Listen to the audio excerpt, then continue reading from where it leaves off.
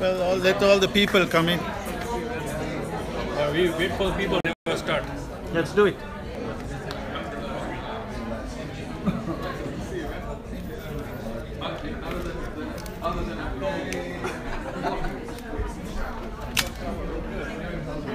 Am I going to be in your way? I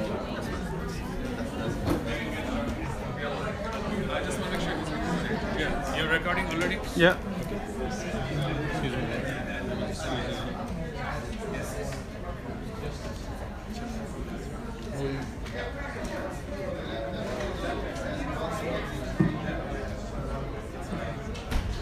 So we can get seated, inshallah. So we can get ready, inshallah, started.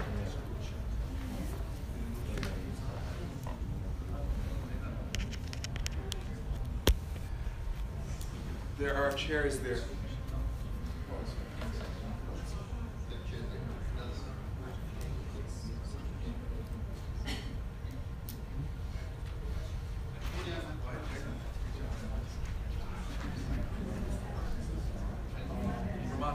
We need more chairs there. There's chairs at the back, on the outside, that we can bring it in. I'm just saying, help them out.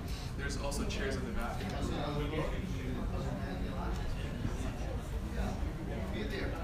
Abdullah, can you help them get chairs from the back? There's a couple in the back right there.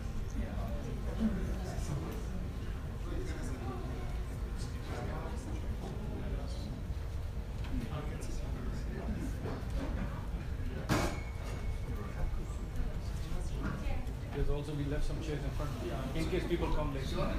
In case people come late, I left some chairs.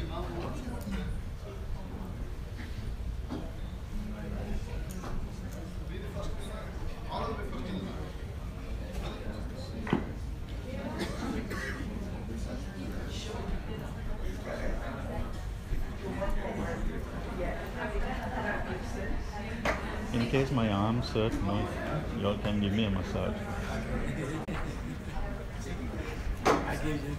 What's your name, brother? Masha. Nasir. You don't have a way to hold it? Huh? This thing broke. So we have to improvise. So you're gonna be okay? I'm good. It's a workout. Sorry. 2 hours of Bismillahir-Rahmanir-Rahim. Alhamdulillah Rabbil Alamin wa salatu wa salam ala Rasulillah. Your brothers and sisters, Assalamu alaikum wa rahmatullahi ta'ala wa barakatuh. Salam. Welcome to the Islamic Community Center of Potomac. Such a wonderful blessing of Allah Azza wa Jal to be in this beautiful company, and that includes those who are intending to go on the pilgrimage, inshallah, and those who are probably following along, and those who are probably loved ones of going to Al-Hajj. This is a great event that you're about to undertake, inshallah, in performing the Hajj to Allah Azza wa Jal. Today's program is intended, to get you ready, inshallah. For those who are going for Hajj and those who are also not going to Hajj, it is very important to understand the purpose, meanings, and the greater goals of the journey of Hajj, and what Allah has intended behind this journey. So for those who are not going to Hajj, or those who have performed it before, they'll also benefit, inshallah, from being here. The program is very simple, inshallah. I'll be presenting on the how to perform the Hajj procedurally, as well as how to attain the spiritual benefits, inshallah, of Hajj. I'll probably spend an hour, 15 minutes or so, going over as much as I can, inshallah. We'll defer the questions, delay them until the end, otherwise I will not be able to complete the content that I have in mind for you. Afterward, inshallah, around probably 12:15, 12:30, we'll see how it goes. Brother Adam, inshallah, will be going over some logistical issues for those who are joining him in Hajj. And can I have a show of hands to see how many people are going to Hajj? Inshallah. Okay. Alhamdulillah Rabbil Alamin. Congratulations. You've been selected, right? Allah Azza wa Jal. We're jealous. And those who are not jealous, you better be jealous. And inshallah, also Brother Roman, where's Brother Roman? We'll also be going over some important things that Hajjis or those going to Hajj, inshallah, should keep in mind and get ready. Not much time will be spent on this, a few minutes, inshallah. And then before Dhuhr, sisters will have the option, inshallah. It'll all depend again on how much time we spend going over the presentation. Sister Azzat, inshallah, will be sitting with sisters going to Hajj to go over some issues that are important to them, inshallah. So that meeting can take place either before Dhuhr prayer or after Dhuhr prayer. We'll play by ear, inshallah. And similarly with lunch. We'll have a light lunch, inshallah, for everyone. Courtesy of Brandon who traveled, and Brother Adam, may Allah bless him and reward him for this. We'll see if we can have lunch before or after. Be patient with us, inshallah. Any questions before I proceed? So questions until then, save them, write them down, inshallah. And if you didn't have a chance to ask your questions, I'm here, available. Inshallah, even after Salat al-Dhuhr, inshallah, you can ask me. Any questions, comments? Okay. Bismillah ar-Rahman ar-Rahim. Brothers and sisters, Hajj. Once again, there is not a greater thing we can do in our lives than Hajj.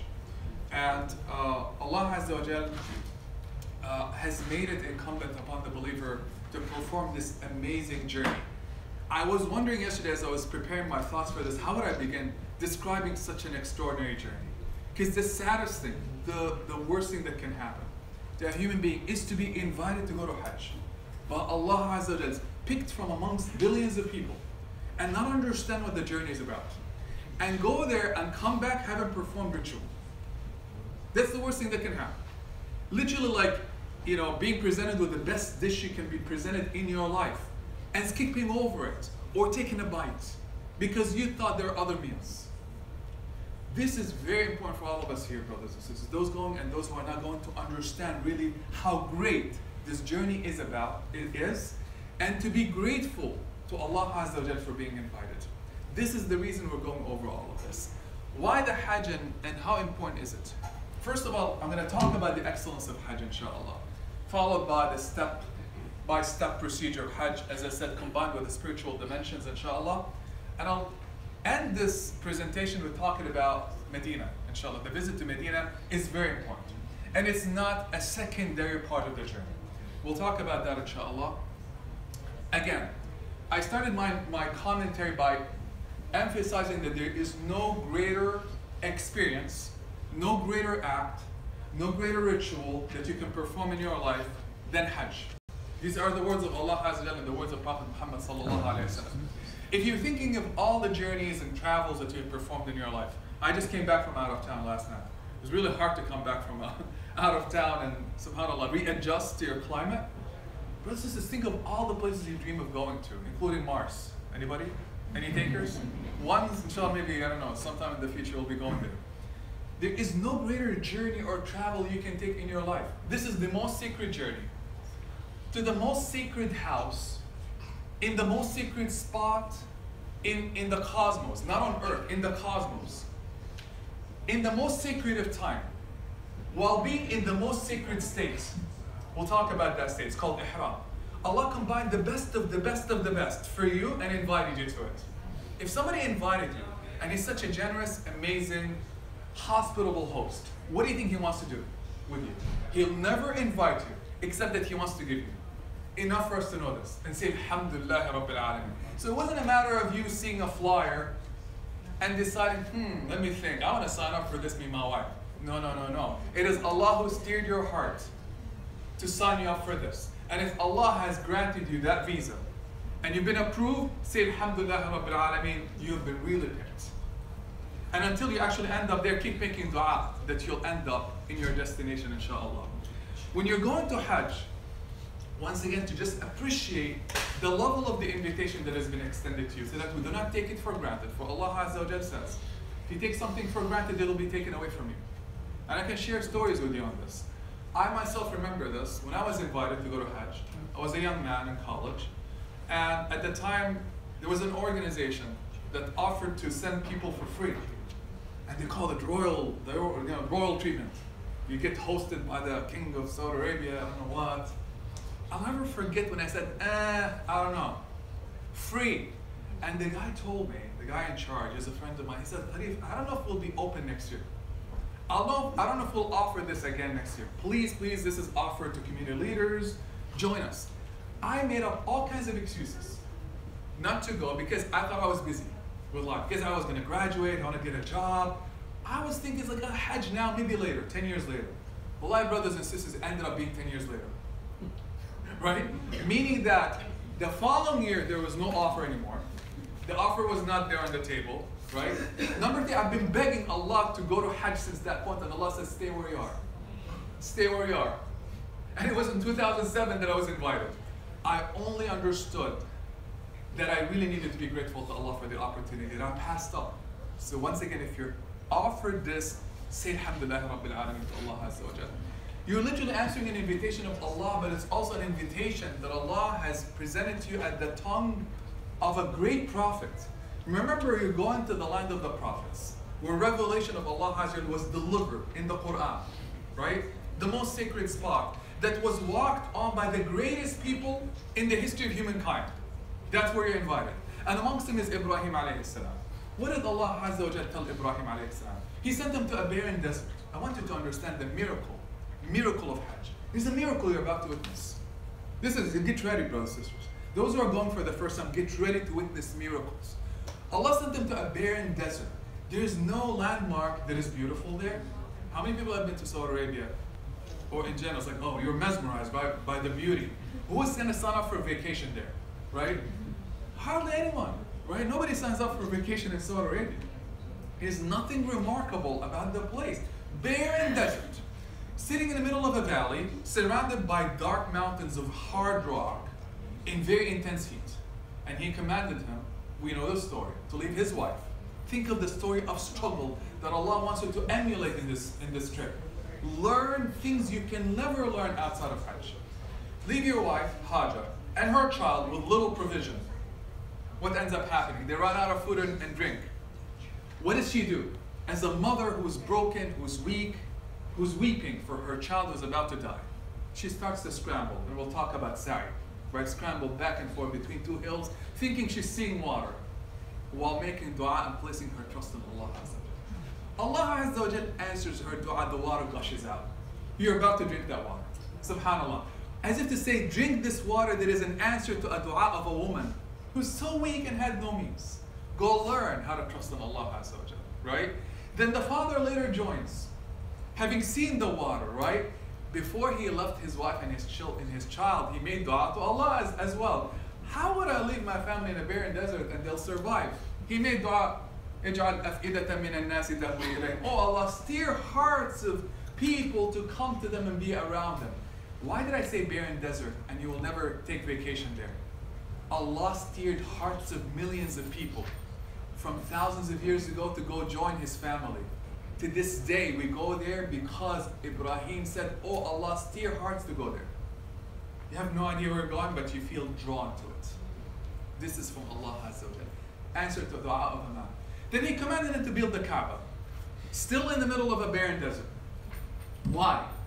Because if it was built in a beautiful place in Hawaii or Sri Lanka, right? Beautiful place, gosh, with greenery. Then you might think that you're going there for vacation and you might be drawn to what? The greenery.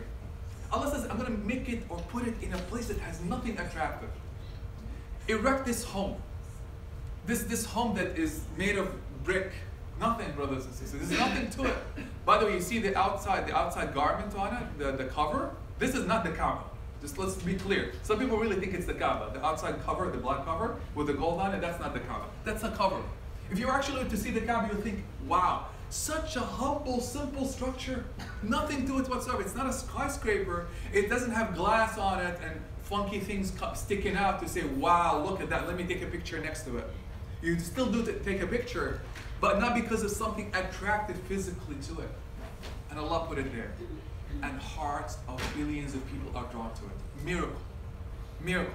After he was completed, building the Kaaba, what did Allah command him or put in his heart to say? Or made him say, excuse me.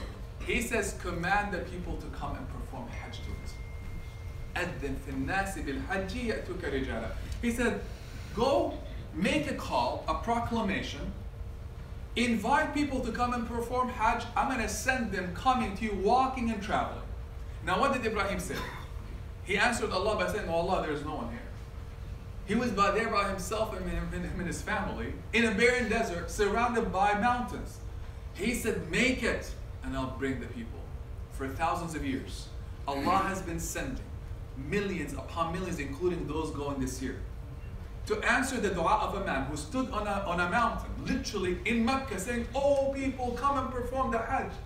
Oh people, come and perform the Hajj. There's no one in front of him. But Allah carried his voice through time and space to reach your hearts. So today when you're answering and you signed up for the Hajj package, you're answering a dua and an invitation of your father Ibrahim alayhi salam.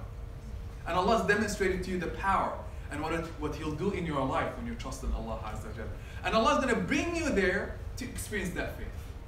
And I want to tell you something else, brothers and sisters. We don't know what we need to get close to Allah. We do not understand. We think we can do a few things and we're going to feel faith. Brothers and sisters, building faith in the heart can only be done by who? By Allah. Allah mentions in the Quran, if it wasn't for the bounty of Allah and His mercy on you and me, none of us will be purified. I don't know how to purify myself. Do you know how to purify yourself?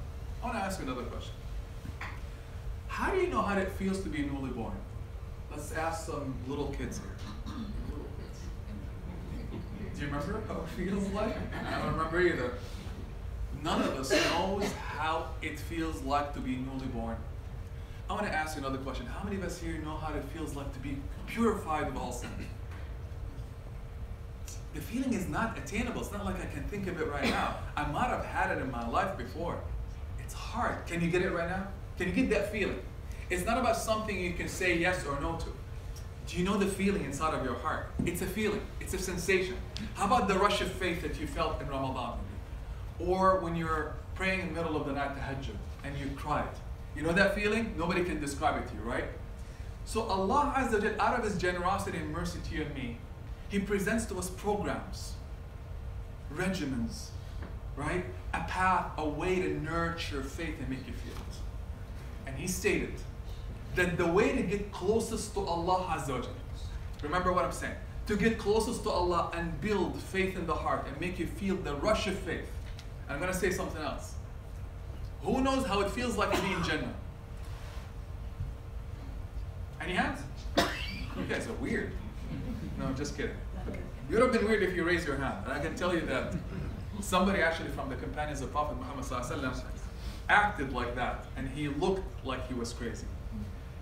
The son of Umar ibn al-Khattab, Abdullah, the Prophet ﷺ said, any of you have been to Jannah? And this young man is like, yeah! And Umar ibn al-Khattab is looking at his son, he's like, are you crazy? What have you gone mad? And then the Prophet ﷺ said, anybody has eaten from Jannah? And Abdullah is like, yeah, I ate from Jannah. And Umar is like, what happened to my son in front of the community? Then later he explained. He said, I've been to Jannah and I ate from Jannah because when the Prophet ﷺ said, I went to Jannah, I understood. And if he went to Jannah, then that's all I need to hear. Jannah is real. And when he said, I ate from Jannah, it's as if I ate from Jannah. Meaning what? This is as real as it gets, brothers and sisters. And I'm going to tell you something right now. None of us knows how it feels like to be in Jannah, or to understand what it means to see the face of Allah. The closest experience you can have in your entire life of being in Jannah is to go see what? Al-Kaaba. This is again, it's a sensation, it's a feeling. That's why Allah's taking us there. Allah mentions, brothers and sisters, nothing nurtures your iman. Nothing gets you closer to Allah. Nothing will catapult you to become amongst the righteous. Nothing will raise you up. Nothing will guide you. Nothing will cleanse you of sins. Nothing will cure your ills. You know the depression and the anxieties that we have? We're limping on earth, right? We're walking, we're quite fatigued, we're in pain. Nothing will cure all of this but a trip like this. So what Allah's saying is, you need this. That's why it's mandated as one of the pillars of worship. Once in your lifetime, minimum. By the way, it says, we tend to think only one is enough. Sure, it is enough, but you should do more. You should do more if you can. You desperately need this. Your heart and your soul desperately need this. And when you're far away from it, you're going to become rusty. So we return back to the Kaaba and to Hajj to rejuvenate our hearts and souls, to feel once again like we're in Jannah. To feel what it means to be the servants of Allah Azza wa Jalla. To feel newly born. And by Allah, ask those who have been to Hajj, after Tawaf al-Ifadah especially, when they completed the rituals, especially on the 8th day, ask them, they'll be crying. Tears of joy, of elevation that you can never experience anywhere else in your life. How did it happen? From Allah Azza wa Jalla. That's why Allah takes us there, because you and I need it. And it's also an opportunity to join, as I said, the righteous, and to perhaps step it up in your character, to demonstrate and show Allah what you offer Allah Azza wa Jalla. To show Allah how far will you go in your striving and in your labor to get close to Allah. You're going to be tested in this journey. And we'll talk about the significance of this test. Brothers and sisters, to get close to Allah, you have to exert yourself. This is a rule. We want faith to come to us. Faith is searching for you, but you got to also search for the faith and get up and walk. You literally walk in Hajj like you've never walked, don't you? Right? The striving and the labor of Hajj, for many of us, is an opportunity to complain and whine. Like, oh, why did they have to make it so difficult? Why do we have to sit in tents? Why? Why is the line long? Why are there no bathrooms? All the whys that you can come up with from the shaitan will come up in your Hajj journey. And guess what? Every single hardship there is meant to test how far will you go to get faith. The more you labor and the more you exert yourself in Hajj, the more iman you'll get. And the higher your status, inshallah, will be. Keep that point in mind, inshallah. Can you, inshallah? Okay. Because you're laboring and you're striving so hard in Hajj, it's like you're a child working hard, or you're doing more work for school. The candy will be sweeter, and you'll get more of it. Literally, Allah delivers more special mercies and blessings and reward to those who are striving more. When do you strive the most in all of your experiences in life in worship? Which experience? Hajj. You've been to Hajj? Anybody has been to Hajj? Was it easy? Who says it's easy? Brothers and sisters, it's not easy. Hajj is not easy, and it's meant to be hard. And because it is hard, and you are giving up everything for Allah, Allah is going to give you more sweet feelings and sweeter rewards, inshallah, like you can never get anywhere else. As I said, everybody needs this trip.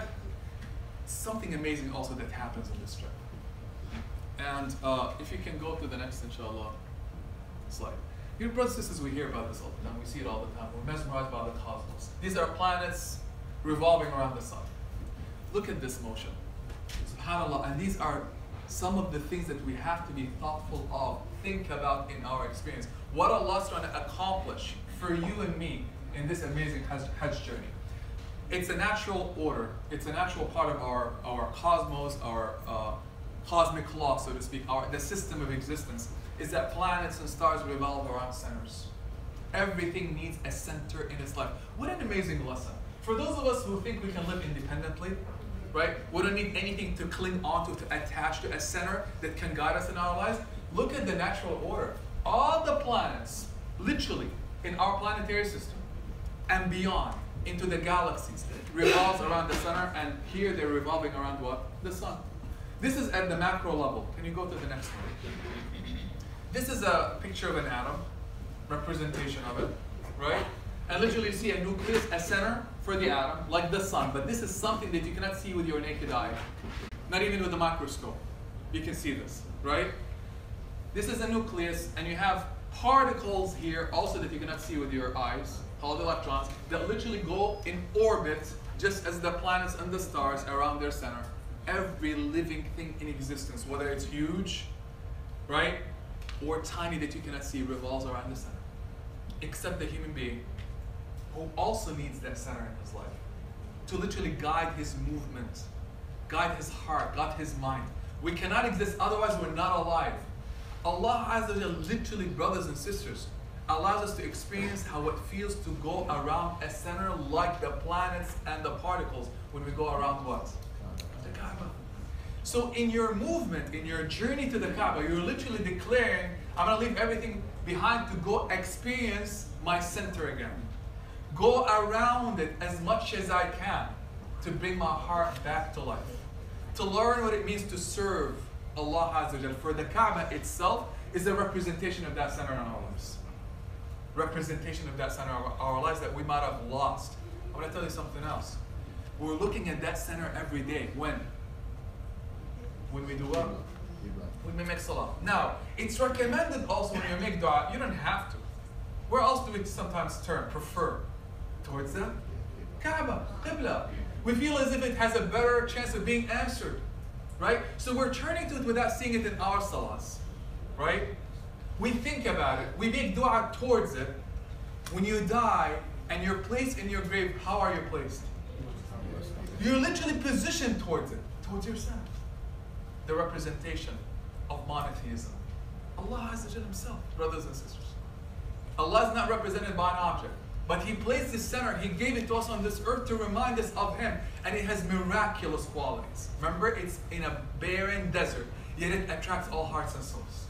We need it. So when we go around the Kaaba in this Tawaf, we're literally syncing up with all bodies in existence, including the angels of Allah. Imagine all that honor is being extended to you to learn and get close to Allah Azza wa Jalla. Again, Allah could have said, here's the system, do what you want. But Allah is interested in you and me. You and I are the object of the care of Allah and His mercy. Allah wants to reveal His mercy, brothers and sisters. I'm going to tell you something else. There's nothing greater, there's nothing more curing, more healing than to feel the mercy of Allah. There's a difference between the mercy of Allah being given to us and feeling it. See, mothers and fathers care for your children all the time. It doesn't mean they appreciate it. It doesn't mean they feel it. Isn't it true? When they feel it, they are grateful to you. Brothers and sisters, there is nothing like feeling the mercy of Allah. It's there. So one of the greatest blessings of this journey is not that He just gives you a reward, is that He opens your heart to feel His mercy. And when you feel it, you would not want anything else. And your life will be changed. Your life will be changed because you've tasted the sweetness of the food from Allah, the food of the heart and the soul. And you'll be thinking to yourself, I don't need anything else in my life.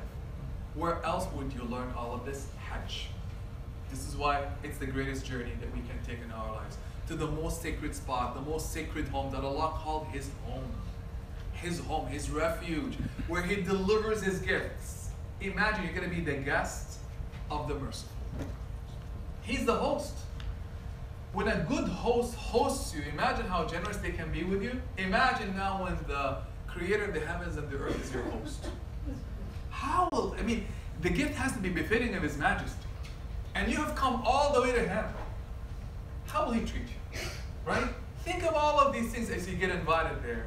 And think of what you're going to show Allah Azza wa Jalla, the host. Right? Can inshallah go to the next slide. Here's what the Prophet ﷺ said about Hajj. I'm going to tell you something else. There are two aspects to this presentation and to you performing this ritual. There's a technical piece, the procedural piece, and there's a spiritual piece. The technical piece, believe it or not, is easy. And you're going to have a guide with you. Who's going to tell you what to do, 1, 2, 3. As I said, the saddest thing is not to understand why you're doing what you're doing. There is this part now, what the Prophet ﷺ has emphasized about Hajj, that you need to keep in mind throughout your journey, because this is what makes a difference. He says, sallallahu alayhi wa sallam, the performance of Umrah is an expiation for sins committed between it and the previous Umrah. So you perform Umrah this year, then we mess up, we go next year, all the sins in between are wiped out. Then he says, sallallahu alayhi wa sallam, and the reward of a Hajj, what is it called? Hajj what? Mabrur. We're going to talk about what Mabrur means. Is nothing but what? Brothers, I want you again to understand what you're about to perform. You're about to perform something. If it's good, there's nothing standing between you and Jannah. Where else would you see a reward like this? For what other act? One act, meaning. Over 6 days. The Prophet ﷺ guarantees you Jannah will be opening its doors for you. If you do Hajj Mabrur. We'll talk about what Hajj Mabrur means.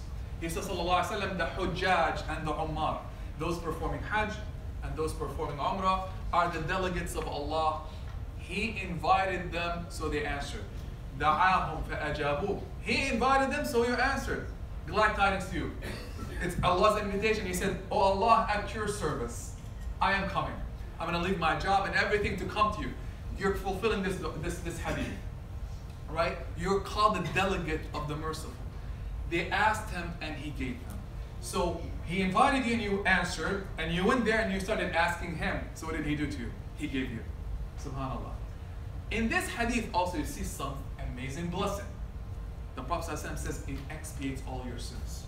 How desperate are we to have all that burden on our backs taken away?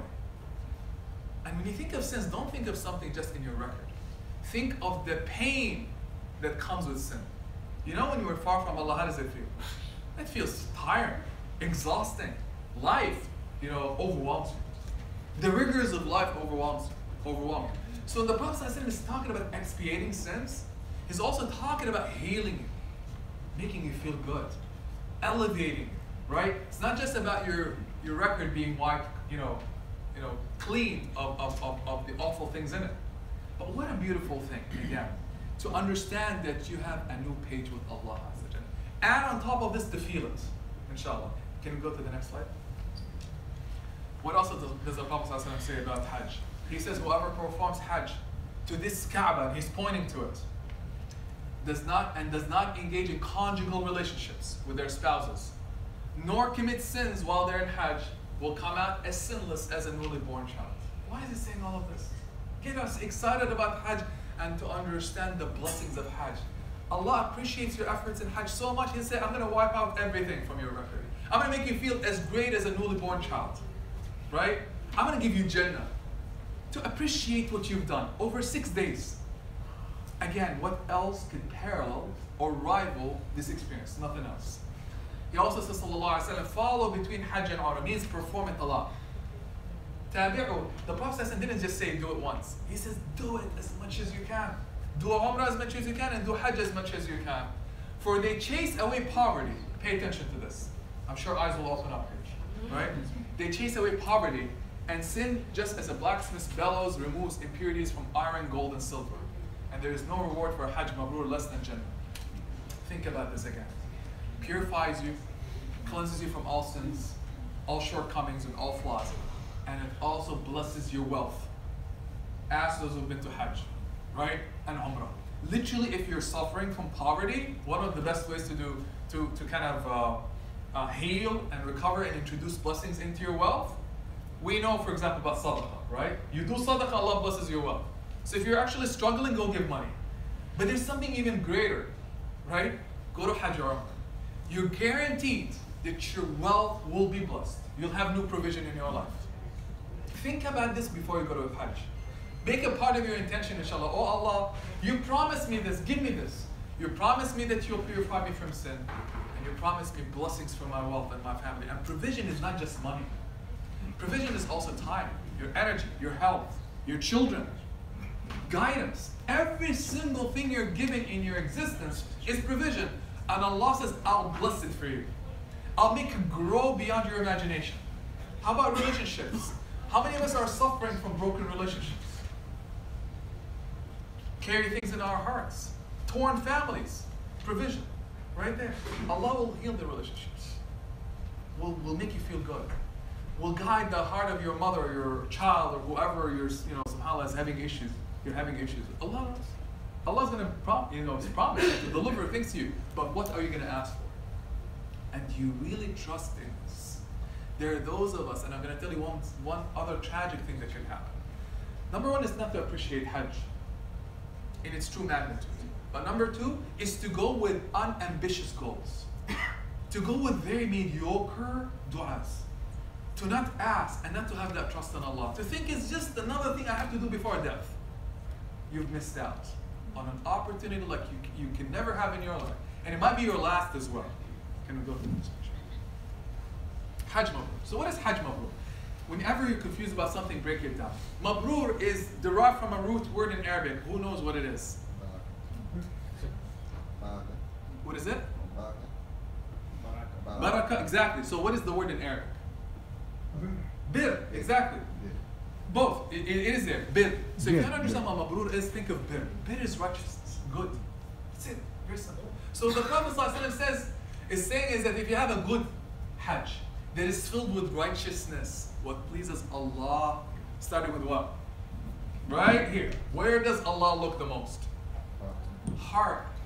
Brothers and sisters, we can put on a show in front of Allah and have all that indicates that somebody is righteous, but the heart is rotten, and Allah knows it. If Allah sees good in your heart, He's going to give you good. Oh, that's the promise of Allah, right? filled with righteousness, good intentions in your heart and sincerity and desire to please Allah, and your movements and your efforts here are all about pleasing Allah no matter what happens to you, that's Hajj Mabrur. Bir, it has bir, the highest level of goodness, and it's free of bad things, right? Don't displease Allah there. You're going to the most sacred land, in the most sacred state, to be part of the history of the greatest people on this earth, by the invitation of Allah. You're literally called the guest of the merciful, and then we're going to shout at someone there. How about that? Curse at someone there. Lose patience there. Hurt someone there. Hold back and be stingy there. Complain about the Hajj group there. How about that? Is that mabrur? How is Allah going to look at us? You're whining after I've invited you here? You're complaining about food and not having enough salt, or not having enough meals or bathrooms? Not the time. Save your whining and complaining until afterward, inshallah, right? This is not the time. This is the time to show Allah your best, so that it's called what? Mabrur. That's the qualification. That's a condition. It has to be mabrur. It has to follow the rules of Allah Azza wa Jalla there. And the Sunnah of Prophet Muhammad sallallahu alaihi wasallam. Once again, think of the word bir. What bir are you going to show Allah? And when we show Allah bir, those of us who've been to Hajj, we've seen the opposite of this, haven't we? We've seen sometimes the worst display of human behavior in Hajj. That's what the Prophet ﷺ said also. Not everyone who goes to Hajj has done Hajj. That's scary. After all of this, you go there and you have no Hajj. Believe it or not, many people will not have Hajj. This is the words of Prophet Muhammad ﷺ. We trust in Allah. But this is very scary. That you can be in that spot and show Allah the worst of your behavior. Or not make an attempt to be better. Inshallah. Let's go next. Again, the Prophet ﷺ was asked as examples of bir. He was asked, what makes Hajj Mabrur? He wanted to give an example to simplify for people. He said, providing food to people and spreading good word. Examples. This is not the only thing clear. But these are some of the most noble things. How many of us are going to feed others? And how many of us are going to be so busy with our stomachs that I'm going to rush in front of the line and push people aside? Right? Don't we see this? We've seen it. How many people are in the dirty places around them? Wallahi, brothers and sisters, what a tragic sight when we see impurities all around us. In the bathrooms, in our rooms, trash all over. Is this mabrur? Now, there are those of us who are, mashallah, going to be very clean, but whenever they see something dirty, they will not make an attempt to remove it. What's mabrur? Go remove it. Clean it. Instead of complaining about them and saying, oh, how awful they are. They've dirtied the place. Oh, I'm better than them. Is this mabrur? That's not mabrur. Go pick it up. Don't say anything bad. Good word. And give food. Go serve others. Don't serve yourself. Allah's watching. Allah is the witness. And the food is the witness. And the spot where you were is a witness. Will this spot witness to you that you are the most amazing creature? Or will that spot you out and say, this is the worst creature that has walked on me? Right? Which one will it be? That's mabrur, brothers and sisters. Let's inshallah go to the next one. Again, the purpose of the previous part of the presentation is to get us juiced up. This is not a joke. An invitation by Allah, right? From the seventh heaven to you. And if you've been picked, alhamdulillah rabbil alameen, the question is, what will you bring to Allah? And what are your intentions? And you're going to deliver Hajj Mabrur to Allah. If you end up having Hajj Mabrur, you don't know. It is by whose blessings? So part of our dua right now should be what? Oh Allah, grant me what? Hajj Mabrur. And make me feel it.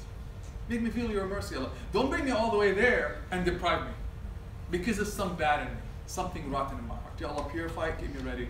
I don't want to be deprived. I want to join the righteous and all the great people and all the prophets that have walked on that earth because you blessed me with it. That's part of the preparation, inshallah. So preparation for Hajj. How will you go to the court of Allah having carried all these sins with you that Allah is promising to clean from you if you have not decided right now to say, Ya Allah, forgive me for that. Right? So part of it is to ask Allah for forgiveness from now. Right? Allah is available around the clock. Allah hears you right now and sees you right now. It's not just in Hajj that He hears you. Make dua from now, oh Allah, cleanse me from all sins so that I'm clean in front of you there. Believe me, brothers and sisters, you trust in Allah right now in your du'as, Allah will deliver For Allah says, there is not a time you come to Allah with dua except that Allah does what? Answers you. Don't forget this. Part of the journey of Hajj is to make you to learn how to talk to Allah. By the way, most of Hajj is doing what? What part of worship? Is it Salah? Do we do Salah the most in Hajj? What do we do the most in Hajj? Dua. As if Allah is saying, I'm going to bring you all the way there to remove all the distractions in your life, right? All the attachments, and fill your heart with an appreciation and a taste of how to talk to me. That's what that Hajj is about, really. Learning how to connect with Allah and coming back with that experience. Start from now. Talk to Allah from now and ask Him, inshallah, to prepare you mentally and physically and spiritually. How will you seek Allah's forgiveness there if you have beef with someone else? How many of us are having issues with our spouses and maybe children and friends, and then leave on that note, expecting Allah to forgive us in Hajj? What does Allah say? Mabrur? Show bir where? There only? Show bir now? Be the better man, be the better woman. Right? Rise above it. How about if somebody has hurt you? If somebody has hurt you, right now to be the better human being and ask for forgiveness. Literally, you ask for forgiveness. If somebody hurt you, you say, forgive me. Brothers and sisters, making up with people we have problems with is incumbent before going to Hajj. Hajj, you're going to find out, is also a dress rehearsal. We literally, especially the men, put on garments that resemble what? Death. It's literally the journey before the journey. I call it the journey before the journey. We're all going back to Allah. The center. We might have forgotten this. So Allah wants to give us an experience that reminds us of what it feels like to go back to before we die. It's literally like a death before a death. You literally put on the garb of death. If you knew that you're going to die tonight, will you still engage in arguments and make a big deal and a fuss out of what your wife has done and what your husband has done this morning? Right? And yell and scream. None of us would. All of this will be nothing. If we knew we're going to go back to Allah tonight. You're about to go back to Allah in a journey you might not come back from. You're literally dressed like dead people. Right? How can we go there, step into the plane, without having made up with everyone around us in our lives? If you've been blessed with that understanding, say alhamdulillah. If some of us are still thinking about it, it's like, no, no way. You have issues. And I have issues if I have these feelings. I'm going to tell you right now. That means there's a closure in our hearts that needs to be untied, opened up before you go to Hajj. That means you might end up going there and your heart is still closed. You want forgiveness and the mercy of Allah, opportunity like nothing else in your life. Start with the best of deeds of bir right now, which is to forgive others. And also make up with those that might have hurt you or you've hurt. You be the better human being. Don't wait for them. And say, I'm sorry. Sincerely. And ask Allah to make, for them to make dua for you and make dua for them. We know about this, brothers and sisters, inshallah, we can turn that down. Pay all your debts. This is something that we as Muslims sometimes are very negligent with, aren't we? Right? We forget about our debts. Pay your debts, brothers and sisters. You might not be coming back. And you're going to carry your debt into the day of judgment. Write your will. We know about this as well. Choose your company. This is very critical and important. Company in Islam is very important. What helps you in your faith, what brings you closer to Allah is your company. Really. I mean, people, when they ask me, what's the best thing for me to remain steadfast, to elevate my faith? Which act of ritual do I do? How much Quran? I say all this is important, but without company, you'll lose all of it. That's why we come to the masjid. You need relationships. You need bonds. There's nothing worse than going to Hajj with a bad group of people, right? Friends will distract you from Allah. People who don't have their priorities straight. And this is not the time to say, I'm going to be patient. You need good people around you. Seriously, you really need good people around you, inshallah. So figure that out, inshallah. Surround yourself. And when you find people that remind you of Allah, cling onto them. And one more thing. Be that person for others. Be the person that when others look at you in Hajj, they remember Allah. Right? They don't become distracted. Righteous company is part of Hajj Mabrur. Leave with the greatest of intentions. Raise the ceiling of your attention so high, think like the best dreams, best hopes, best intentions. And you have one shot at it. What will you ask for? Prepare that list, inshallah. Prepare your intentions. Make Jannah part of your intention. Make Hajj Mabrur part of your intention. Make changing your personality and your character part of your intention. Right? All of the above. Serving Allah there, feeding people, worshipping Allah. Say, oh Allah, I intend to worship you like I've never worshipped you. I'm going to be making so many tawafs, so many sa'i's, feeding so many people. That's my intention. Help me, Allah. Make it part of your intention, inshallah. And finally, think well of Allah. Think well of Allah. Many of us carry doubts about Allah. We do things, but in back of our heads, we have doubts. That Allah will give us, that Allah will answer us, right? That Allah will help us. This is one of the worst things you can do. So Allah Azza wa Jalla says in a beautiful hadith, أَنَا عِنْدَ ظَنِّ عَبْدِي بِي. I'm as you think of me. You think well of Allah, you think He's amazing, He's abundant, He's generous, He's kind, He answers, He sees, He helps, He's going to give you this. You start thinking, Allah doesn't answer me when I raise my hands. Oh, Allah gives me a hard time even though I've been asking. You know what you'll see in your life? You'll see anxiety and depression. You'll see Allah treating you like this. You think Allah doesn't give, He's not going to give. Or He'll give and not make you see it. He says literally, I am as you think of me. Pay attention to your thoughts about Allah. Bring the best thoughts to Allah here. Best expectations, best hopes. And don't ever say it's impossible for Allah. Don't ever say this. It's as if you're putting a ceiling or a limitation on Allah, the infinite. Who's greater than Allah? Who says to the thing be and it is? Don't ever put limitations on Allah. Otherwise you'll end up seeing that limitation in your life. And it would be you who brought it to yourself, not Allah Azza wa Jalla. Let's go to the next one. Types of Hajj. Skip. So I don't want you to worry about this. Next actually. So types of Hajj, you've heard about this. I'm not going to spend a lot of time on types of Hajj. There are 3 types of Hajj. You're going to be doing one of them that is the most common. It's called tamattu. You know, like no worries. Essentially, it means you're going to be doing Umrah and Hajj in the same journey. Very simple. And in between there is a what? A break. Means you get out of what's called your Ihram and then you go back and do Hajj. No worries, inshallah. We're not going to go over a lot of these technicalities. There's a lot of important terms that you need to kind of, you don't really need to be that familiar with them. It's okay. It's like driving a car. You don't need to know how the engine works, but you need to know how to drive a car.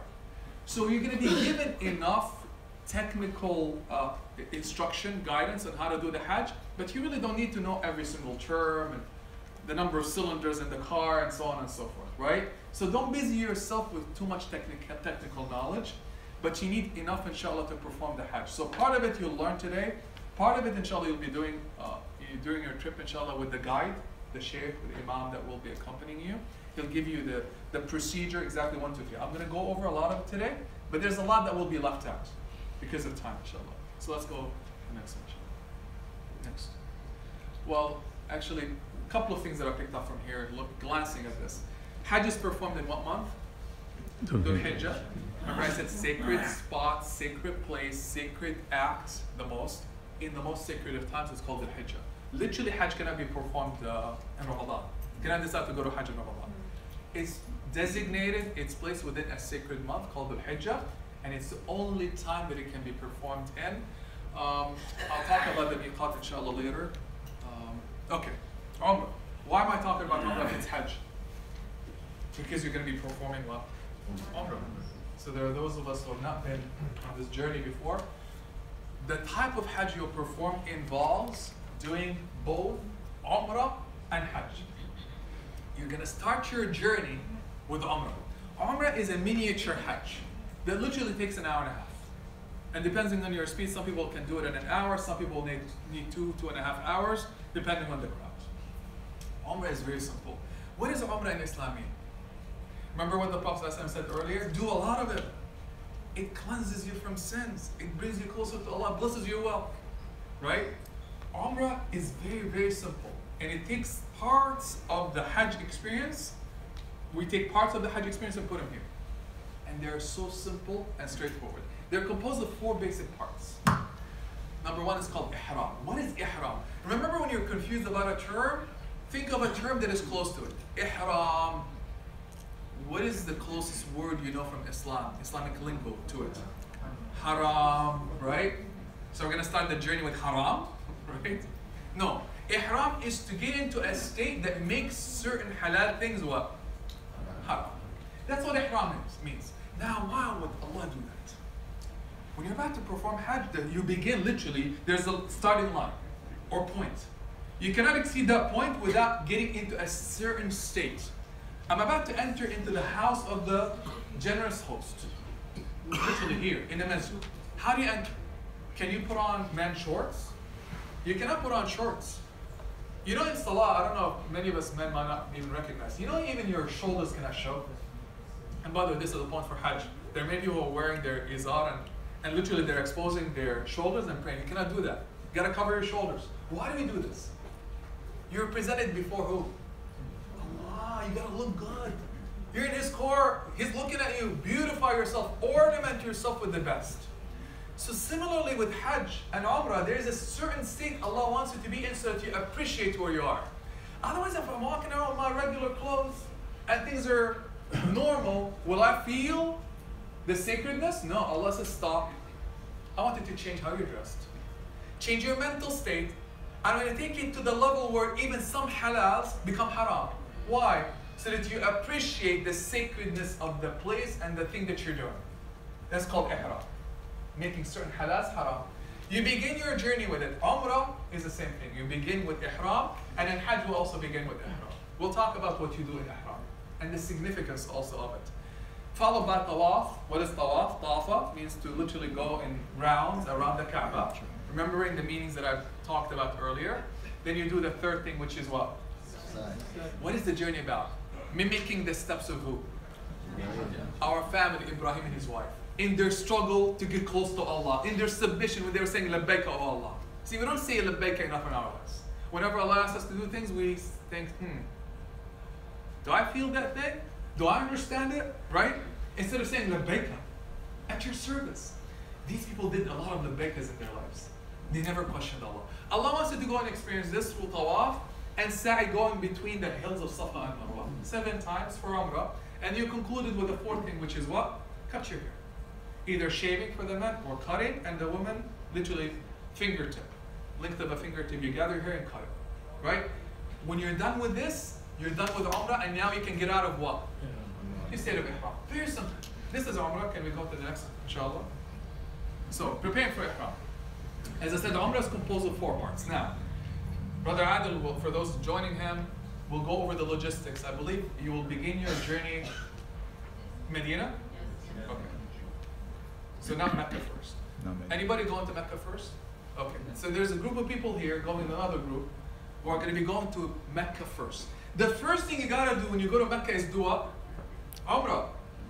Because that's not the intention. Why am I going there shopping? I'm not going there shopping or to see skyscrapers. I'm going for the purpose of visiting with Allah, performing Hajj and Umrah. So the first thing you do is to start with your Umrah and you land, before you even get. So there's something called miqat. Miqat means, again, if you're confused about a term, take it back to its origin. Waqt. Waqt is time. Right? So miqat is something time, in place and in time as well. That's a certain spot that the Prophet ﷺ designated around Mecca, all the way to the north, south, east, west, right? Certain spots that you cannot exceed if you're performing Hajj or Umrah without being in that consecrated state called Ihram. Means you cannot cross it. You get to that point, and they're designated points. You gotta have the intention of performing Hajj or Umrah, right? So if you're coming from the south or the west, those who are flying in, right? You're gonna have to start it while you're in the plane. Why? Because when you reach Jeddah, Jeddah is where? Within that boundary. So you cannot get to Jeddah and decide in the airport, I'm gonna go put on my Ihram. It's too late, right? Now, there's a way to deal with it. If you didn't, if you fell asleep, Allah is easy. You can go slaughter a sheep and you'll be okay, inshallah. As long as you had the intention before. So there's a way around it, but that's not what you're supposed to do. So while you're in the plane, you're going to be dressing. They'll let you know, if you're flying Saudi Airlines, they'll let you know, we're 20 minutes away from the miqat. Go put on your ihram for the men. Women don't have to, right? You're exempt from this, alhamdulillah, Rabbi, much easier. For the men, they have to go change their clothes and make the intention. The sunnah of Prophet Muhammad, this is the sunnah of Prophet Muhammad. You have a list of things to do before you start your ihram. Now, again, these are technical things. What's more important is to understand why am I doing these things. What do we do? What did the Prophet ﷺ, before he entered his ihram to meet Allah for Hajj and Umrah, do to get himself ready? Remove unwanted hair, right? Trim his nails, take a bath, wudu, or at least the wudu. Put clothes, and then put on the clothes of Ihram, the 2 white sheets for the men, and start reciting what's called the Talbiyah. So let's go back. We're about to see somebody that you love. What do? Hopefully you do what? You go wash up, you put on your best clothes, you fix your hair, right? You don't look disheveled and just come out of a soccer game. You don't do this. How about meeting somebody you're about to marry? Oh my goodness, right? Like we'll prepare like we're preparing for what? Like the journey of our lives, the experience of our lives. You're about to meet Allah. Allah is always there, but you're about to meet Him in His court by invitation.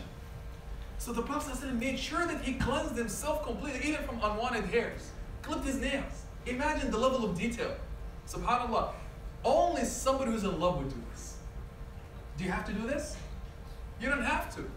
Who's going to do it though? Why? Not just because I get hasanat. No, I want Allah to see me in the best state and because my beloved did it. Sallallahu Alaihi Wasallam. Imagine if that's part of your intention. You're not gonna make a shower, hopefully, Corey, in the plane, right?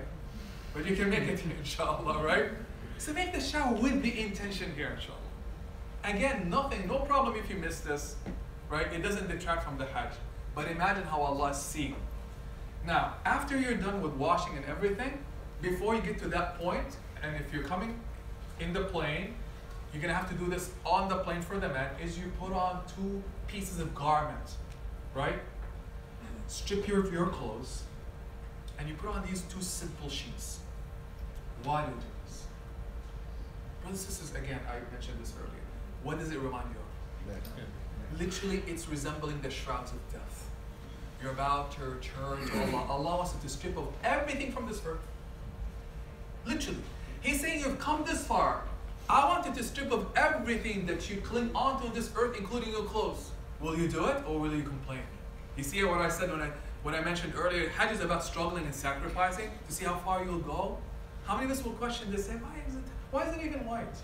Why is it that? Mother, it doesn't have to be white. Technical point. It can be any color. Don't wear yellow though. Just kidding. Guys, wake up, inshallah. Everybody's dressed in, be like them, inshallah. Don't be looking like I'm in blue today, mashallah, right? But there's really nothing about the color.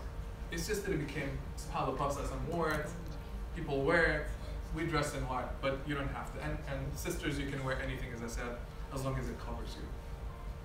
We put on these 2 simple garments that remind us that even my clothes, oh Allah, I'll put away for you. My comfort. There's no underwear to me, literally.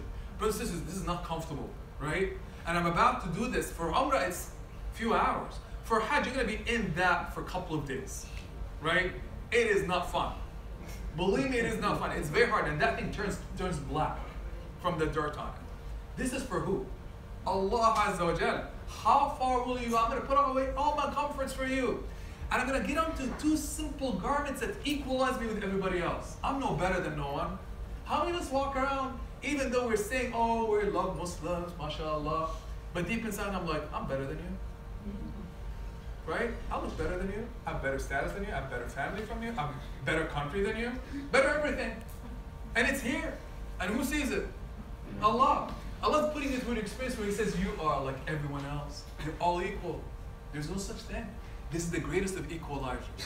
All symbols of beauty, of status, of hierarchy, of doctor this, of that, gone. No one matters in front of Allah but the one who brings what? Hajj, mabrur. And a heart that loves Allah. See what Allah's looking for, brothers and sisters? None of the stuff and the garbage that we cling onto on this earth. Cling onto, that we worship. What's the center? Allah. Allah's teaching us through this journey, I'm the center. Not your whims and your desires. Not human beings. Not status. Not society. Me. You're going to learn it here. Literally by putting away even your clothes. And then we get into this state. Well, where is the ihram happening? Actually, it's in the heart. Ihram is not about the clothes. It's not. It's not about the shower. It's something in the heart where you make the intention and you literally say, labbaika. As soon as you say labbaika, at your service, here I am, you started ihram. Got it? Now, if you're doing umrah, you say labbaika, umrah. I think I have a slide on this. Right? If for hajj, labbaika hajj. Oh Allah, at your service to do umrah. Oh Allah, at your service to do hajj. You're going to have to say this at that point. And they'll let you know in the plain way. If you're coming from Medina, so rendezvous, you're going to be coming from Medina, you're going to be flying to Medina, so you start your ihram for Umrah, it's 7th, on the 7th of the Hijjah, you go to 7th of the Hijjah, you go to Mecca. So you started from a place outside of Medina, it's called Abiyar. It's another miqat point, where you do all of the above, and then you take the trip all the way to Mecca to perform Umrah with that intention. But where is the intention? In the heart. You cannot cross that point without pausing and saying labbaika. Oh Allah, labbaika for Umrah. I'm about to perform Umrah for you. Once you do this, what happens? Let's go to the next slide, inshallah. So it's not on the 7th day. Earlier? Yeah. Okay. So you're going to be doing it 2-3 days before the Hajj starts here, which is good. You get a nice break. Otherwise, it's really crowded on the 7th. To arrive there on the 7th with millions of people. So the words that we utter to start the ihram state to be with Allah is labbaika umrah. Oh Allah, labbaika means at your service. And remember, who said labbaika before you and me? Who are we imitating? Ibrahim and his wife and their child. When he said to, Allah told him, slaughter your child, he said labbaika. Can putting away your clothes or cutting your hair be as difficult as slaughtering your child? No way. Allah wants you to learn this. I don't want you to slaughter your child. I just want you to say labbaik when I give you things that are good for you. We learn this. Labbaik, oh Allah. Say it with happiness and gratitude. Oh Allah, you just granted me the ability to say labbaik to you. Allah, open your heart to say this. SubhanAllah. And then there's another term you can say. Again, your Hajj God will go over these things for you. You don't have to remember this now. Just, it's good to be familiar with it. What if you're concerned about being ill? What if I get ill and I'm in my ihram and now I cannot perform Hajj? Right? How do I do this? How do I get out? So there's another term or expression that you add, mahalli haythu habastani, which means, oh Allah, if for some reason I need to get out of my ihram, right? Then, oh Allah, allow me to exit out of my state, clearly by the permission of Allah. That's what you're saying. If you didn't say this, then you're going to have to pay some penalties for getting out of your ihram, right? Without completing your umrah or your hajj. Very simple. So this is an expression you just have to say. Again, your Hajj God will teach you. You don't have to take notes on it or anything like this. Let's go next, inshallah. Sayyidatin. Now, what is this journey about? Making us learn how to submit to Allah and not question it. Part of it is in the heart. Part of it is verbalization. What do we say the most there? What do you hear people saying? Labbaik Allahumma labbaik, labbaik la sharika laka labbaik. As soon as you make the intention, the Prophet ﷺ started saying labbaik, labbaik, labbaik, labbaik without ending. So from the Medina point, that miqat point, or on the plane, literally until he saw the Kaaba. Until he saw the Kaaba, what was he saying? Labbaik Allahumma labbaik, labbaik la sharika laka labbaik, inna alhamda wa ni'mata laka wal mulk la sharika laka. What does it mean? Labbaik means, oh Allah, here I am, I'm come. You asked me to come, here I am. That's what labbaika is. I wish all children will learn labbaika. When parents say, come here, what do you say? Labbaika. Right? We all need to learn to say labbaika to our parents, inshallah. For good things, inshallah, not bad things. Literally, you're saying to Allah, here I am, Allah. And say it out of a feeling of gratitude and happiness that you're saying. Labbaika, Allahumma labbaik. Again, labbaika. La sharika, no partners with you. Laka, to you. Labbaik, again. Inna alhamda. Hamd is what? Gratitude, praise to Allah, complete praise to Allah. Wa ni'ma, all bounty, all belong to you. Wal mulk, and all dominion. You're acknowledging, you're telling Allah, oh Allah, all praise, all dominion, all bounty, everything is from you and to you. La sharik, and no partners with you, labbaik. It makes sense, doesn't it? If you're stating that everything belongs to Allah, including you, all dominion, all bounty, all children, all provision, everything, your existence, then who deserves labbaika? Allah. So why are we having to say it a lot? So that your heart will learn it, will experience it. I promise you this, brothers and sisters. You say it with that intention and you keep saying it for hours and hours, it's going to deliver an effect on your heart. They've actually shown this in science. I've personally looked into this research for a couple of years. They literally say that when you engage in repeating statements over and over and over and over, it carves out paths in your brain, neurological paths, that confirm the belief in the thing you're saying. This is science. Would you have imagined that you're changing your brain by repeating certain statements? This is why Allah makes us make dhikr. When you keep saying La ilaha illallah, La ilaha illallah, La ilaha illallah, La ilaha illallah, it carves out paths in your brain that make you believe in La ilaha illallah more. I'll show you the science later on this. It blew my mind away when I saw it. And it was actually shown in newer images. Like MRI images have shown the effects of repeating dhikr. This is powerful. So we keep saying labbaika, so that hopefully the heart will start saying labbaika. Right? Can we go to the next slide, inshallah? So we're supposed to do this as the Prophet did it so much. Continue to say it until you literally see the Kaaba.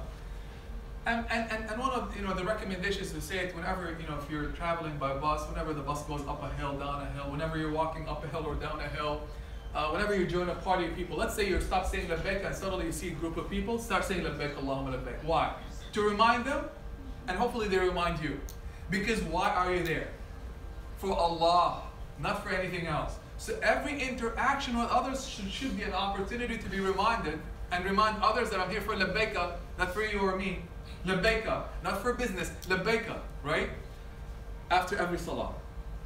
And subhanallah, again, opportunity, where you're connected with Allah Hajj, exit and remember why you're there with labbaik Allahumma labbaik. At a minimum, say it after every salah, inshallah. And in the morning and the evening. Okay, Ihram. What was the point of Ihram? You're being put into a state to make you worthy of standing before Allah in Hajj. Allah wants to remind you that you're not in a normal state. I brought you all the way here. I invited you. I'm going to give you special, outstanding blessings. Right? I'm going to make you walk in the footsteps of Ibrahim and Prophet Muhammad sallallahu alaihi wasallam in the land where the Quran was delivered. I'm going to deliver to you Jannah for a Hajj Mabrur. So I want you to be in a special state that reminds you that you are here. So I'm going to make certain halal things haram. When you cross that miqat, certain things become haram. What are they? What's the most important? Allah brothers, this is it, right here. Arguing, disputing, inappropriate language, foul language, complaint, being impatient.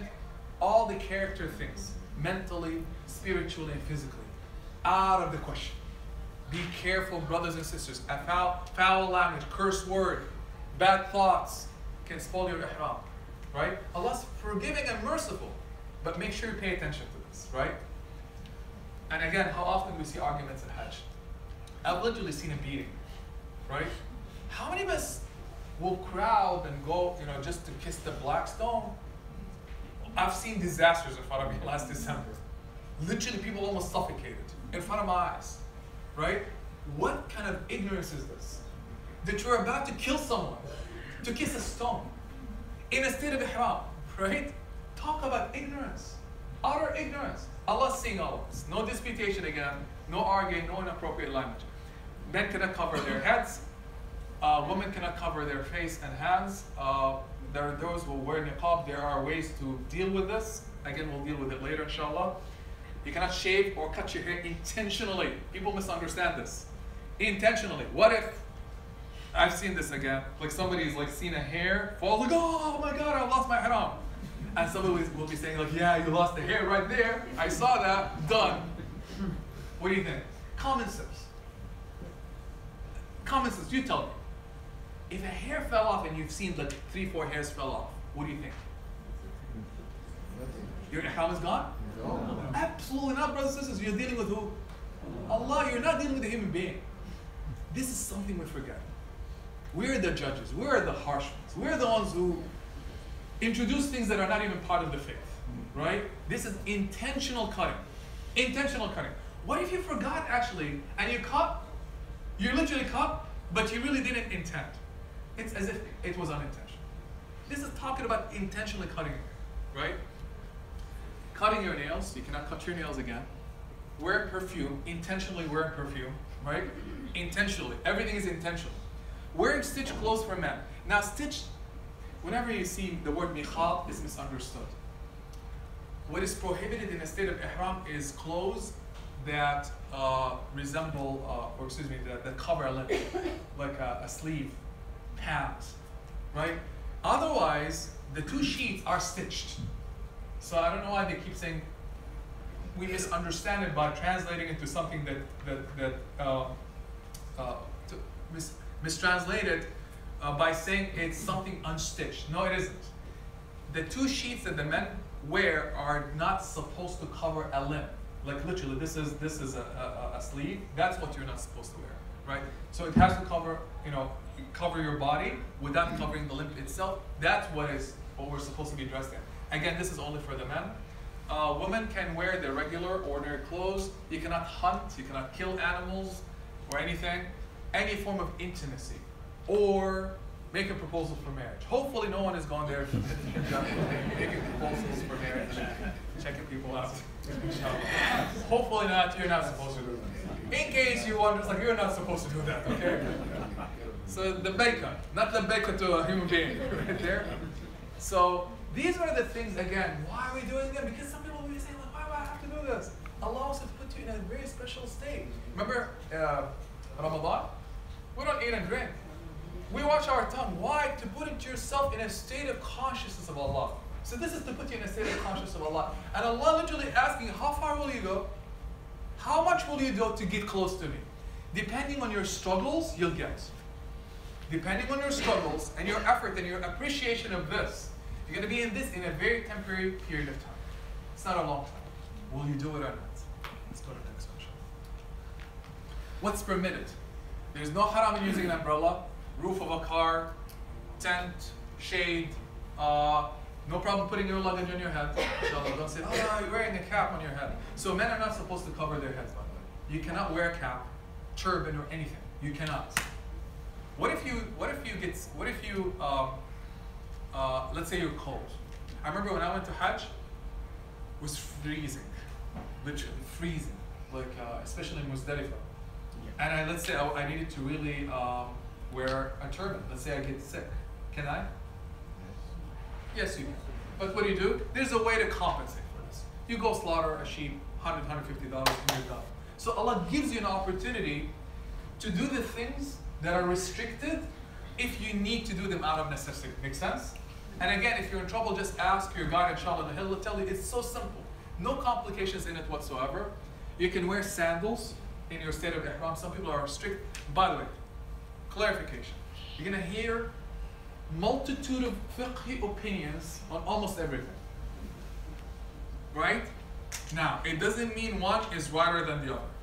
All of them are valid. Stick to one. So if you're going with your Hajj group, stick to what your sheikh is telling you. That's it. It doesn't mean that's the only opinion. I can name for you tons of things right now where there is a major difference of opinion, including this sandal thing. Some people say, no, you cannot wear anything that covers the back of your foot. Right? It's really about the ankles that shouldn't be covered. But sandals are okay, according to many scholars. So I'm just telling you and giving an example of something that you'll see difference of opinion on. Some people will say, no, you cannot have any stitches on it. That's why they'll go wear plastic slippers. Okay, that's fine. If they want to do this and be safe. But it's okay, right? And inshallah, seek the simple to make the experience simple. You can wear your glasses. Yeah, don't walk around without your glasses, inshallah, right? Otherwise you'll be killing people and violating your ihram. Watch is okay. Wearing the pocket thing where you can place your money and so on and so forth is okay. Hearing aids, speech aids, it's all okay, inshallah. Okay. It's okay to cleanse yourself with unscented cleaners. So we're gonna smell in that state, right? So if you have unscented soap or cleansers, it's okay to use them. It's okay to scratch. Oh, you have a scratch on your heads. Well, I remember this very well. Like literally people were like, oh, I can't scratch. And at the time, like, what's wrong with you? It's just scratch. Does Allah want us to do this? Scratch as much as you want, inshallah. Scratch all over, and don't worry. And there are those of us that are looking like, can you believe he scratched? What? These people come all the way paying thousands of dollars and they scratch. Washing your ihram garments. So you can take off your garments, wash them, and put them back on. Recommendation, take 2, inshallah. Because they're going to be dirty. Wearing a belt to keep your money, documents, and by the way, tie your izar. It's a very good idea for men to tie their izar, right? Very good idea. Accidents do happen, right? Be safe, inshallah. Cover yourselves. This is part of being Muslim, right? And wear a belt, inshallah, to just keep it up. But there's an easy, you can also use pins, whatever it takes, inshallah. Make sure that you're protected. There's another point here that I wanted to mention as an example. Unscented. Common sense. Now, there's a difference of opinion. Don't kill me on this. Unscented soap. The safest thing is to use unscented soap. But what if the soap is scented? And you smell it? Safer not to use it. Me, I'll use the scented soap. Why? Scholars say it's okay. Many of them say it's okay. What is intended is perfume. Some of us, who amongst us wake up in the morning smelling bad and they're like, I can't wait to put on the best perfume. I'm going to take the soap and just rub myself with it. We don't use soap to scent ourselves. Make sense? We don't use soap to scent ourselves. We use cologne or perfume. Soap is not something you scent yourself with. So this is not what's intended. What's intended is literally perfume. Some people, to be safe, scholars say, oh, avoid all scented. Some say, no, that's not what the intention is, so it's okay to use scented soap. Both opinions are fine. It's up to you. I just want to give you an example of something, mashallah, here are 2 opinions on it. Don't fault others for using scented soap. Please, if you've seen people using scented soap, don't kill them. They're perfectly okay, and they have not done anything haram, inshallah. Spiritual meanings. Again, this is the most important for Ihram. You can do the technical thing and miss out on the spiritual meanings. This is the official beginning of your visit with Allah, right? This is where you declare, oh Allah, here I am, right? Here I am. I've made the intention. I've come this far. You've brought me this far. Oh Allah, I'm going to put away all the things that take me away from you. All the distractions, all the comforts, all the luxuries, including cutting my hair, clipping my nails. Oh Allah, for you. I'm going to put away my clothes for you, Allah. Brothers and sisters, this is the meaning that should be on your mind. Oh Allah, I'm returning back to you one day. And this garment right now is reminding you of my own death. One day, people will put me in these 2 sheets. And will put me in a box and will pray on me. Brothers and sisters, wallahi, take 5 minutes and think about that. Think about that, just that meaning of returning back to Allah Azza wa Jalla. Oh Allah, I'm about to undertake a journey I might not come back from. Grant me Hajj Mabrur, grant me Jannat al-Firdaus. Grant me a good ending to my life, right? Think of all these meanings again when you put on your ihram clothes. Remember the return to Allah and the day of gathering. Hajj, one of the greatest of the meanings of the Hajj experience, is when you're sitting with millions of people turning to Allah and asking. Literally, you see the ocean of people, right? And you're there waiting. Most of it is moving and waiting and making dua. What does it remind you of? The day of what? Judgment. The day of, literally called standing.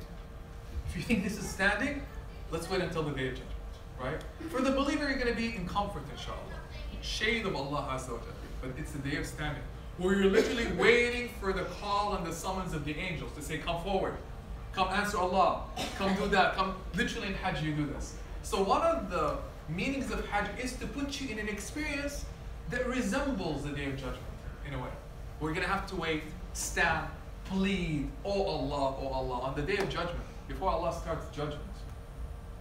All creation will be begging Allah for Him to start judgment day, because the wait is so long.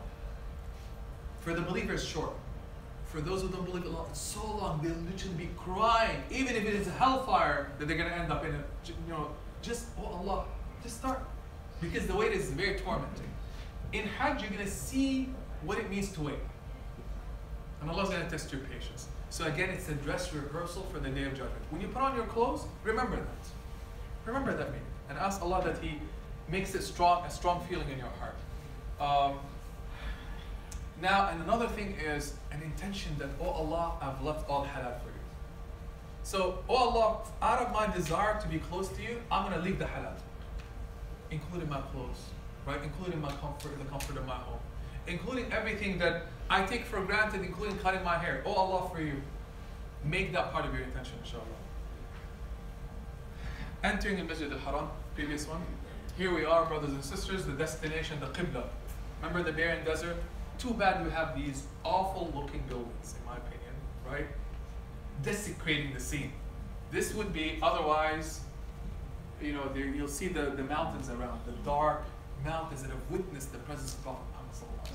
This is the land, brothers and sisters, where Jibreel came down. Literally going to be walking on spots where Jibreel walked. Where the Prophet ﷺ and his family and his children walked. Where they made dua, where they shed tears. Literally, you can be sitting on a spot where the Prophet himself was sitting, raising his hand to the heaven. Wow. Like, if that doesn't give us goosebumps, what else would? Right? Where Allah answered their du'as, where people were killed for this faith to reach you and me. Where Ibrahim walked, where Ismail was crying out of thirst, where Hajar was begging Allah, no one was there. None. None of this. And Allah brought you. You're about to see the place you've been praying towards for your whole life. Because we might not have seen the Kaaba. Brothers and sisters, Allah says in the Quran about Kaaba, we made Kaaba huda. Literally, you look at the Kaaba, you got it. Remember when I said miracles happen here? It's not just a structure. This thing, if you look at it, Allah bestowed on it miraculous qualities. When you look at the Kaaba, you're going to be in love with it. You have no idea how. It's a structure in the middle of a valley. Nothing attractive about it yet. It draws your heart. Allah says it will steer your heart to Allah. You'll fall in love with it as if you're like just being grabbed by a magnet. He says about it, barakah. You look at this Kaaba, you go around it, blessings will come into your life. How? Allah knows. What else does he say about it? Qiyaman linnas.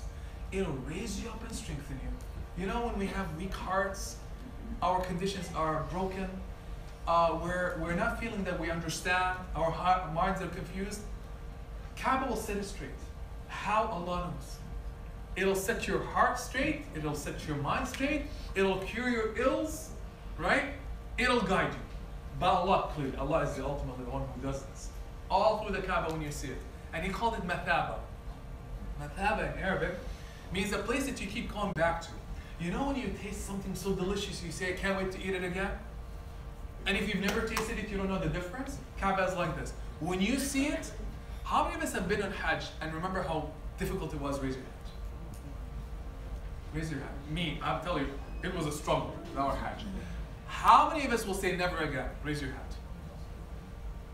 All of them will say, I can't wait to get back. And I say, are you crazy? You just said it was a struggle. Why? Allah made it so beloved. That even in your struggles, you're like, there's nothing like this. Mathaba means a place, a refuge you keep going back to because you're in love with it. Promise to those who have not seen it. You're going to see it, you're going to say, I can't wait to get back. Maybe initially you'll say, oh, this was exhausting. Give yourself a few months. You're going to be asking to go back here. That's the nature of the Kaaba, the miraculous nature of Kaaba. What do? We enter it. Up to this point, you're coming from Medina or from Jeddah airport, and what are you saying? Labbaik Allah, and you haven't seen it. Labbaik Allahumma labbaik, labbaik. You go to your hotel, one of those hotels, you put away your luggage. Or if you're already in Mecca, you've come from Medina, you've been there for 2-3 days. Well, actually, no, you've come. This is as soon as you get to Mecca. Sorry, as soon as you get to Mecca from other location, you get in through one of the gates, and you're saying, "Labbaik, here's your opportunity." You might not have seen this before. Literally, with the Kaaba will just show up. Now, one of the things that you hear is that it's good to make dua, right? Pause, brothers and sisters. That first instantaneous look or gaze at the Kaaba is not like anything you've seen. It's not like anything you've seen. It'll grab you. It'll grab you, it will overwhelm you. It is so dignified, it's so honorable. You'll feel divine majesty around it. And remember, there are angels there that are countless. All these blessings are there when you're taking your steps. You need to pause and think about it and not rush. Take it in. Take it in. And ask Allah, oh Allah, as I enter, fill my heart with faith in you. Bring me close to you and answer my du'as there for you. Next, inshallah, what do we say when we enter that masjid? And it's called the Masjid al-Haram. What is haram? Lawful, unlawful. It's the place, the sacred space where many things become haram. Be careful of doing anything that is not bir there. Be careful of evil. Be careful of hurting. This is not a joke. You enter the masjid and you say the same thing you say here, because it's the home of who? Allah. What do we say when we enter the masjid? Bismillah, Allahumma salli ala Muhammad, Allahumma aftah li abwaaba rahmatik. We need to memorize this brothers. Bismillah, in the name of who? Brothers and sisters, you cannot do anything without the name of Allah. When you mention Allah's name there or here, think barakah, Allah, I just connected myself to the source of power in the heavens and the earth. You should never fear anything. Bismillah. In your name, O Allah, I enter. Allahumma salli ala Muhammad. Oh Allah, send your prayers upon Prophet Muhammad sallallahu alaihi wasallam, and then what do you ask for? Allahumma aftah li abwaaba rahmatik. Oh Allah, open what? The doors of your mercy for me. Very important. I need to sense your mercy, Ya Allah. Open them for me, and then you enter the masjid, inshallah, next. Before proceeding to the Tawaf, can you go to the next one, inshallah? Okay. Here's the Kaaba. So, it's going to be very crowded, very, very simple, inshallah. Yeah, trying to see. Okay, here it is. So you're going to start your Tawaf. You literally start, you're going to be filling your eyes with just seeing the Kaaba. Hopefully you're around the people that you're with. You're going to have to start your Tawaf right? Where do we start the Tawaf? Literally there's a line. Can you go to the next slide, inshallah? Yeah, here it is. So you're going to see literally a light emanating from a light, you know. You'll see. It's marking this line to the black stone, right? Ask people around you, they'll show it to you. Literally you have to be in line with it. This is the black stone. You begin this circumambulation, which is clockwise or counterclockwise? Counterclockwise, like what? All creation. Remember the atoms and the planets, they all go counterclockwise. You're syncing with them. And you literally stand in line, literally you look for the line, you see where the light is, and you're about to begin the journey of taking those circuits around the Kaaba, the center of your life. This is the best worship you can do. In Hajj, in visiting, in doing Umrah, in visiting the Kaaba, nothing like Tawaf. Better than Salah, better than everything else you can be doing. And what do? You greet, hopefully, well not. Best is to do what? To go actually kiss the stone. Now I want to ask you, this journey among other things is to remind you or to bring you to feel what? Other than Allah, feel what? Remember when I said the closest you can get to feeling what? Who remembers the word? When you get to Hajj Mabrur, what do you get? Jannah. We don't know what Jannah feels like, right? This trip is about reminding us of being in Jannah. So what's the first thing that Allah has you greet? What's the significance of the stone? It's from where? From Jannah. There's a hadith on this. That the stone itself is from Jannah. So Allah is having you go kiss a thing from Jannah to tell you you belong there. Greet the thing that is coming from your home. Wallahi, this is amazing. The first thing you do in the Kaaba is to greet the thing that is from your home. To tell you you don't belong to this earth. Remember that meaning. So you go to that, brothers and sisters, it's going to be crowded, don't go there. I'm telling you from now, don't go there. Otherwise you're going to be hurting or being hurt. Right? It's not an easy path all the way here. I did it in my Umrah one time. Let's not talk about it. Right? Alhamdulillah. No, it was a struggle. It wasn't easy. And it was hard not to, you're going to be pushed and shoved like you've never experienced. And remember Hajj Mabrur, right? Do this simple thing. Greet, raise your hand, as if it's a living entity and say Bismillah, Allahu Akbar.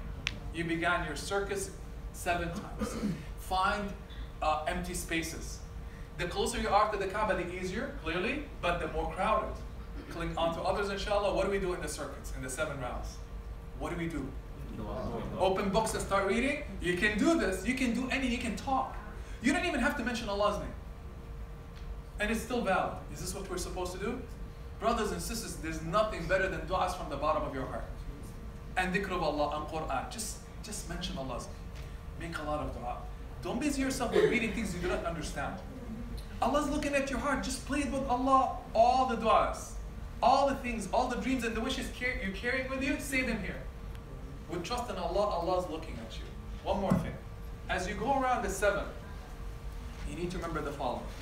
This is the home of Allah on earth, the place that gives you the blessings and the guidance. Jannah, inshallah. But also, as you go around the Kaaba, there's another honor that Allah has extended to you. It is mentioned in the hadith that right above the Kaaba, in the seventh heaven, there's another parallel house that Allah has put there. It's called what? Al-Baytul Ma'mur. Bayt is also a home. Ma'mur means frequented by who? Angels of Allah. The most frequented house by the angels of Allah. Doing what? They come into the house to do what? Worship Allah. Prostrate to Him, adore Him, chant remembrances, about Allah Azza wa Jal, literally, and they go around the house as if they are going around their Kaaba. When Allah has you do this, it's literally as if you just joined who? The angels going around the Bayt al-Ma'mur in the seventh heaven. What an honor. So I want you to think about this as you're going around. Sometimes we don't know what to think about. Think, oh my goodness, I just joined the angels of Allah in the seventh heaven, going around their Kaaba. What an honor I get from Allah. Think of your du'as being answered. Make a lot of remembrances and take your time. This is sacred time. Sacred time, inshallah. Can you go back? Inshallah, I'll save you from this to that. Okay, for the men, a couple of things that are recommended. They're not the end of the world if you didn't do them, inshallah. They're supposed to remove or uncover their right shoulder and put the sheet underneath their armpit, right? Because the Prophet did this for the 7 rounds. And this is the only time you do this, not the other tawafs. If you didn't do it, is it a big deal? No big deal, inshallah. And it is also the process and walk briskly or ran, light run in the first 3 rounds. Can you do this? Impossible. Almost. It's very hard to do this because it's very crowded. So don't worry about it if you cannot do it, man. To run briskly in the first 3 rounds, you don't have to do this. And also it can be tiring. Do what you need to do depending on the crowd and the volume. Make sense, inshallah? You've done the 7 rounds. Let's go back here. Okay, so here's the black stone, right? And you're gonna see people here clinging onto its, an area between this door of the Kaaba and the black stone. They literally put their hands and heads on it. Yes, the Prophet did this there. Very small area. And make dua to Allah if you can get there. Don't worry about it. Do your 7 rounds. You go around counterclockwise. What is this? What is this called? You see this semicircle? What is this? What is it called? Who heard of this? Anybody? Hajj? All right. This is part of the Kaaba. Literally, these people now are inside the Kaaba. So you say, why is there no structure then? There's no structure. Point is, this is actually part of the Kaaba. So you cannot, for example, cross here and do Tawaf here. You cannot, by the way. I'm just telling you something technical. Literally go around it. You can get inside, it's very crowded, but this is actually part of the Kaaba. You go around, so this is 1 corner, 2 corners, 3 corners. At the 4th corner here, you reach a point, it's called what? What else? A special corner. It's called a Rukn al-Yamani. So here's the black stone. This is the Hajr. You go around. When you reach this point right here, it's called the Yamani corner because it's pointing towards Yemen. This is also a blessed spot. The Prophet touched it. It's hard to touch. You don't have to do anything else, right? Otherwise, you don't motion to it or anything that you've done with the black stone. When you reach the black stone, I'm going to tell you what dua to make. When you reach the black stone again, what do? 2nd round. You similarly say, Bismillah, Allahu Akbar, or Allahu Akbar. You greet the black stone every time you come to it. So finish round 1, you do it again. Bismillah, Allahu Akbar. 3rd time, Bismillah, Allahu Akbar. 7 times. Make sense, inshallah? When you reach this corner before the black stone, if you couldn't touch it, and you will not be able to touch it probably, what you're supposed to do is make a dua that the Prophet ﷺ made between this corner and this corner. And you don't have to do this. And what is the dua? Rabbana. I cannot hear a thing. Which shows you the problem with human beings, me. When I had 50 voices at the same time, everything got lost. Don't you wonder how Allah hears voices, right? Millions, you're gonna witness this. Wallahi, I couldn't make a word. That's what I heard. So one person, inshallah. ربنا آتنا في الدنيا حسنة وفي الآخرة حسنة وقنا عذاب النار. Oh Allah, grant us good in this world and good in the hereafter and protect us from the torment of the hellfire. Why do we do this? Because the Prophet ﷺ said this dua. رَبَّنَا آتِنَا فِي الدُّنْيَا حَسَنَةً وَفِي الْآخِرَةِ حَسَنَةً وَقِنَا عَذَابَ النَّارِ. It's recommended for you to make the dua between the fourth and the fifth corner, or fourth and the Blackstone, right? Wherever you're going around, and you might be walking here, by the way. It's really long walk, right? If you're walking around from the top floors, best to do it here, but it's crowded. But it's much shorter than the other locations. How long is it taken on the top? Who has done it on the top level? I think it took me 2 hours and I did it. Fourth level. Any experiences here? Yeah. Top level? Russ? Anybody? Depending on the speed, at least 1 hour. At least 1 hour, yeah. Otherwise it's... Sorry? Yeah, because of crowding, it works. No, I'm just saying how long it will take. Clearly, as I said, in the interest of time, the closer you are to the Kaaba, the faster it is. Here's the black stone. I want to clarify something about the black stone. When people come to the black stone, I used to think this. I thought the black was the black stone. Where's the black stone? It's literally the silver things that you see right here. That literally like there's 5, 6 of them. That's really the black stone. This is not the black stone. This is something to hold the pieces. So they're very tiny. The shiny parts are the black stone. The parts that remain from the black stone. Make sense? Okay, and please, brothers and sisters, once again, don't crowd, don't hurt, don't push, don't shove, stay away, Hajj Mabrur, right? Remember this, because people really commit obscenities in that place. The worst things that could be committed in front of Allah, in front of His home, get done in front of the Kaaba.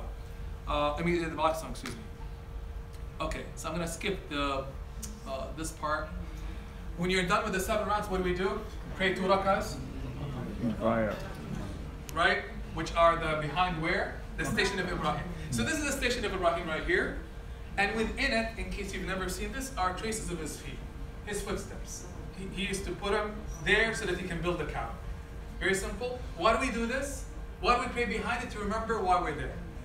The journey of our father and his wife and his child who devoted themselves to Allah and built this home for you to come and experience this faith. We are supposed to pray, put the station in front of you and the Kaaba. So anywhere behind it, as far as you can go, is okay, inshallah. Pray the 2 rakahs. It's recommended to pray the 2 rakahs with what? First rakah, قُلْ يَا أَيُّهَا الْكَافِرُونَ, and the second rakah, قُلْ هُوَ اللَّهُ أَحَدٌ. Okay? And remember, if you don't remember this, it's okay, inshallah, someone will remind you. Afterward, you go to something else that reminds you of the family of Ibrahim, which is what? Drinking Zamzam water. Blessed water. The Prophet ﷺ says, طَعَامُ طَعْمٍ وَشِفَاءُ سُقٍ. This is blessed water. You gotta do 2 things. Go to the water and feel grateful. You're about to drink a water that Allah provided as an answer to dua. That doesn't end. As if to tell you, make dua to me, I'm gonna answer you. Put your heart and your trust in me. I'm going to answer you just as I answered Hajar and her child, right? And the water you're drinking in front of your eyes, you're tasting it. Shows you the power of Allah. This has been running for thousands of years. Never gets quenched. It says, make dua. Naturally, if the water itself came as an answer to a dua, what should you do? Make dua. Brothers and sisters, prepare your list of duas before you drink the water. And ask, and don't ever say it's impossible. And then drink the water with Bismillah. What else did the Prophet ﷺ say? He says this water will nourish you. It nourishes you like food nourishes. It will fill you up physically, but also mentally, spiritually, intellectually. It will heal you. And he says heals you from all ills. If you have any ailments, drink, put it on your head, inshallah, wipe with it, but believe, inshallah. And keep doing this throughout your journey. Blessed water, inshallah, that is there is a sign of Allah Azza wa Jalla. Okay. Sa'i, after you're done with drinking the water, what do? We emulate or mimic the journey of Hajar as she was searching for that water. So you drink the water and you forget where it came from. Allah says, okay, go walk 7 rounds between these 2 hills to remember where this water came from. So we go to Safa and Marwa, 2 hills. And the child, Ismail was sitting somewhere between these 2 hills. They're covered now with this building. You don't see the hills, one here and one there, right? And he was thirsty, ran out of water, and Hajar started scrambling between 2 hills, thinking there was water. And it was a mirage. 7 times. Now, did she at any point say, I'm going to give up and stop and sit down and just cry? Never. What power did she have? Physically to just run. As if to say to Allah, oh Allah, all I have is the ability to run with my body, even though there's no water. I'm going to keep running and making dua. And Allah brought the water from underneath what? The feet of Ismail. How? It is narrated that literally Allah sent Jibreel and he struck with his wing that spot and the water gushed out. Nothing is impossible for Allah. So what power do you have? If all you have is your voice, speak to Allah. If all you have is your physical power to just literally do this, do that to Allah. Allah just wants to see you do your best. Give your best and leave the rest on Allah. This trip shows you that mother had nothing. Nothing but her tears and her physical body to run with. And Allah answered her du'as and brought all of us to witness this. So you start with Safa. There's a dua. Again, it's okay if you forgot but inshallah, again, your guide will give you the dua. Inshallah, it's a long dua. Part of it is a verse from the Quran. Inna Safa wal Marwa min sha'airillah, until the end of the verse. That Safa and Marwa are part of the symbols of Allah Azza wa Jalla. You say that, you begin your journey. From one hill to another is 1 round. Right? Back is another round 7 times. What should you do during those 7 rounds? Same as Tawaf. Dua to Allah and zikr of Allah, not getting distracted by life. Please, brothers and sisters. This is your chance, 2, 3, few days. This is it. Make the most out of them, inshallah. And for the men, there is again, part in the middle marked by these lights where you're supposed to travel briskly or run briskly. Why is that? Because Hajar did that. When Ismail was not visible to her, she ran in a certain portion of the trip so that she can get to the other spot to see him. So we're literally mimicking everything that she did. That's part of the journey of Hajj. 7 times, and here they are, the green lights. They're almost in the middle. You start with Safa, 1 round. When you reach these points, you run, right? And remember Hajar, your mother Hajar, whenever you do this. Back is 2, 3, 4, 5, 6, 7. And you end where? At Marwa. We're almost done with Umrah. And then you do the final thing for the man, and the woman is what? Cutting your hair. It's best to shave for the men. It's reported by the Prophet that you get 3 mercies of Allah, and you get 1 if you cut. Woman, gather your hair and length of a what?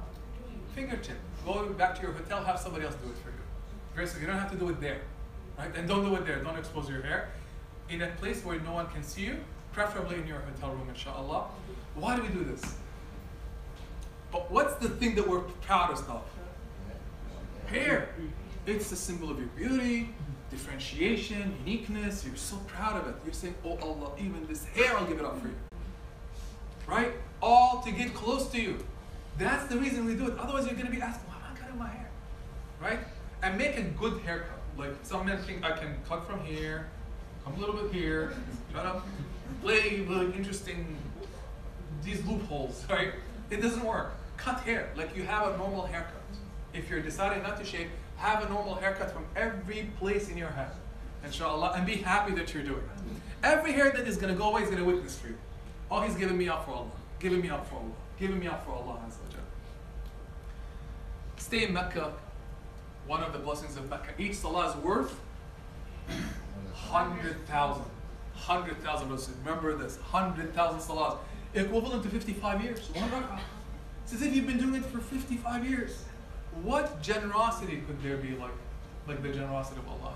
This is how sacred the land is. But one of the best things to do in Mecca is what? Better than salah even is tawaf. The worship to Allah in Mecca is what? Go around the Kaaba. That's the equivalent of salah. It doesn't mean you don't do salah, right? Extra salahs. But tawaf is the best thing you can do. Hajj. You're done with Umrah. This type of Hajj, when you do your Umrah and you're done, what do? Do you wait in your Ihram? You can get out of your Ihram. You literally ended your Umrah. You get out, you go wash, you go put on perfume, whatever you want to do. Clip your nails, right? You can engage in conjugal relationships. Anything is now possible. Until what? You get into it again for the purpose of Hajj. So the wait could be literally a few hours, could be a day, it could be 2, it could be 3 days or 4. It depending on your Hajj package and where you're coming from. We begin Hajj with what? Same thing. So I'm not going to go over it. Ihram. If you're in Mecca, you begin from where you are. So let's say I've, like your experience. You're going to go to Mecca, do Umrah. By the way, are you going to go to Medina and then come back to Hajj? Do you know? Okay. Yeah? No, we go to Mecca first. Okay, so you do Hajj, the whole thing, and then you go to Medina at the end? Okay. So you start your Ihram from wherever you are. Let's say you're in Mecca already, you started from there. If you're in Mecca, you start your Ihram from your hotel. Wherever you are. Same procedure. Perfume, wash, make wudu, put on your Ihram clothes, make the intention, right? Labbaika, and you begun your state of consecration for the purpose of performing the Hajj. Check the condition of the heart, very important. Where do we start? How many days is Hajj, first of all? 5, potentially 6. Minimum of 5 up to 6. That's what I want to remember. 5 up to 6.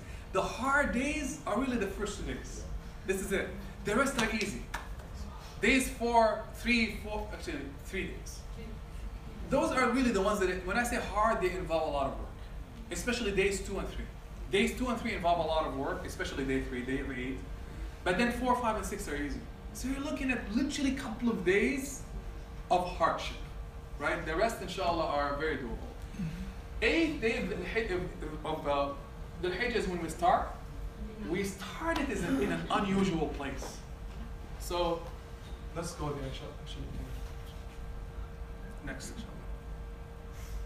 And I'll go. Okay. So here's Mecca. These are the Hajj sites. Here's Mecca. Somebody can help me with the miles here. I think this is like 7 kilometers to Arafah. Maybe this is 4 kilometers. Mecca is here, the Kaaba is here. Now, Hajj is about rigor. To see how far you go for Allah. You're going to be doing rituals that the Prophet did, that Ibrahim did, for the sake of Allah, to bring you close to Allah. Part of it is in Mecca, part of it is outside of Mecca.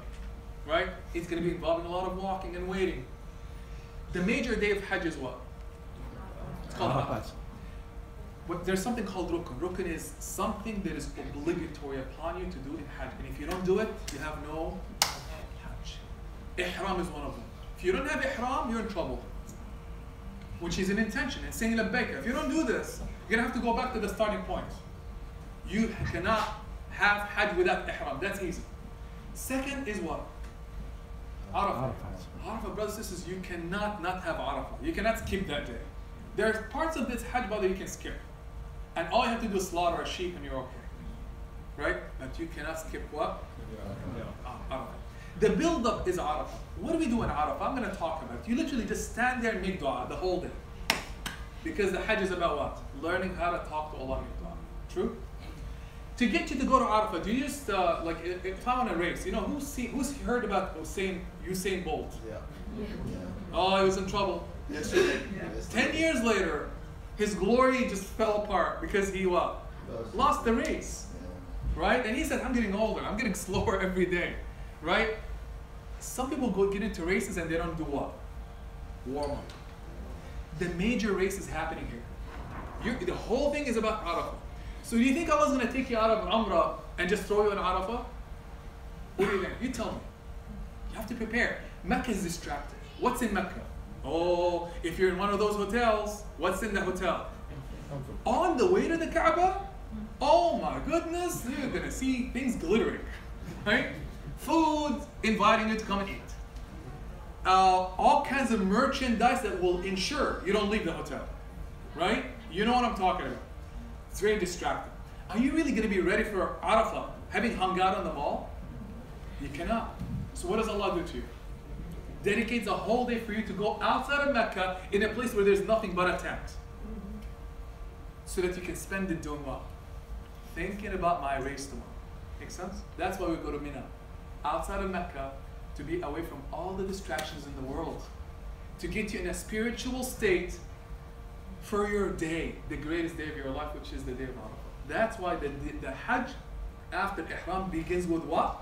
Getting out of Mecca, you go with your buses. I don't know how bus, right?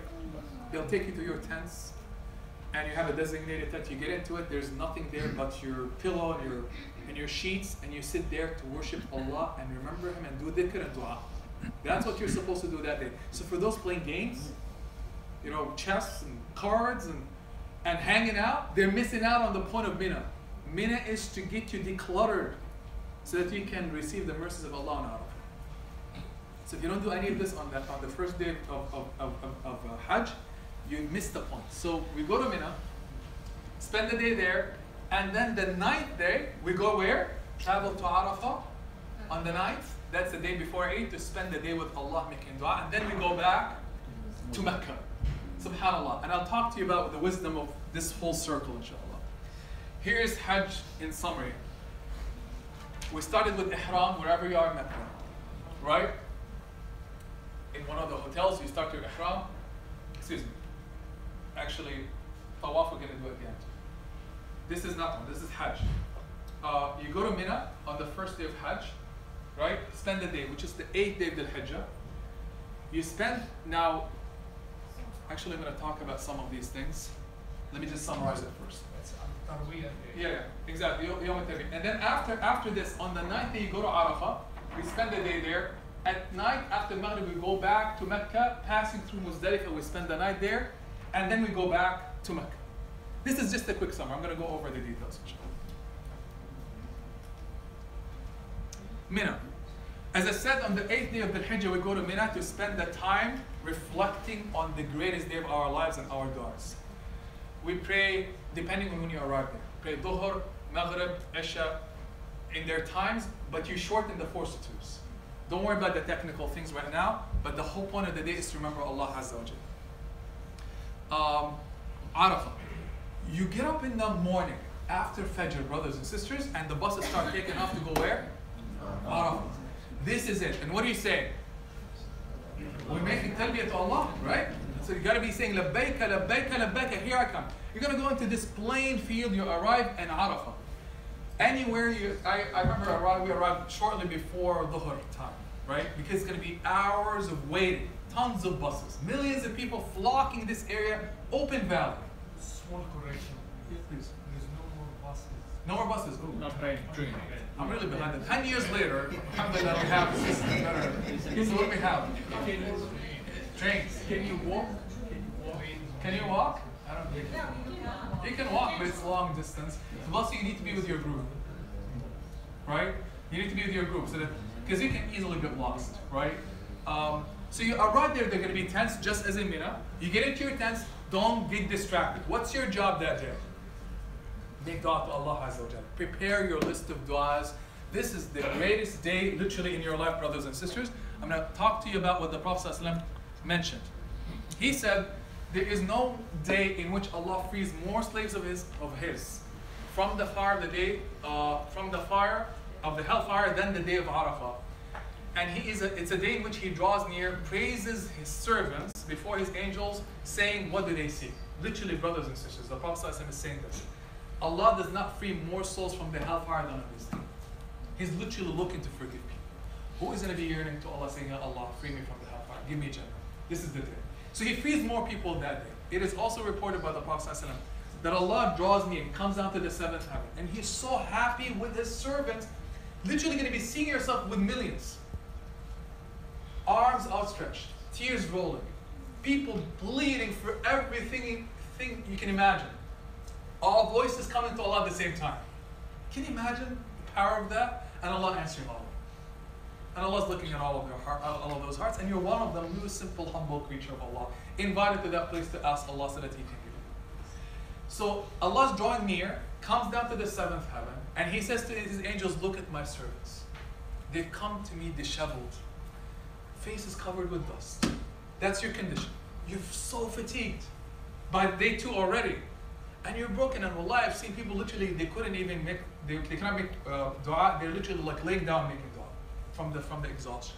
And Allah's saying, look at my servants, look at they're coming to me like this, and they're asking me, bear witness that I'm forgiven. I want you to hear it when you make dua. Hear it in your heart. Don't put limits on Allah or place doubts on Allah Azza wa Jalla.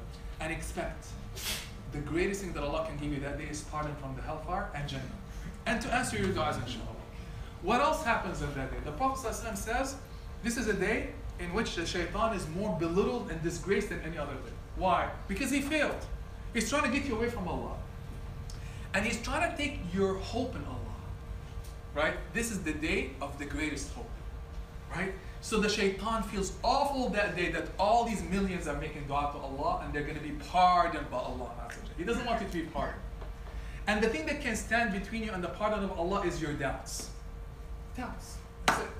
This is the day, brothers and sisters, not again for playing cards, for getting into chit-chat, for backbiting, for thinking about life and what am I going to do with my job and my children. Nothing. Take a corner, doing nothing but dua. Now, I'm going to tell you one more thing that is important. It's not that the mercy of Allah will not come. It's whether Allah will open your heart to sense His mercy.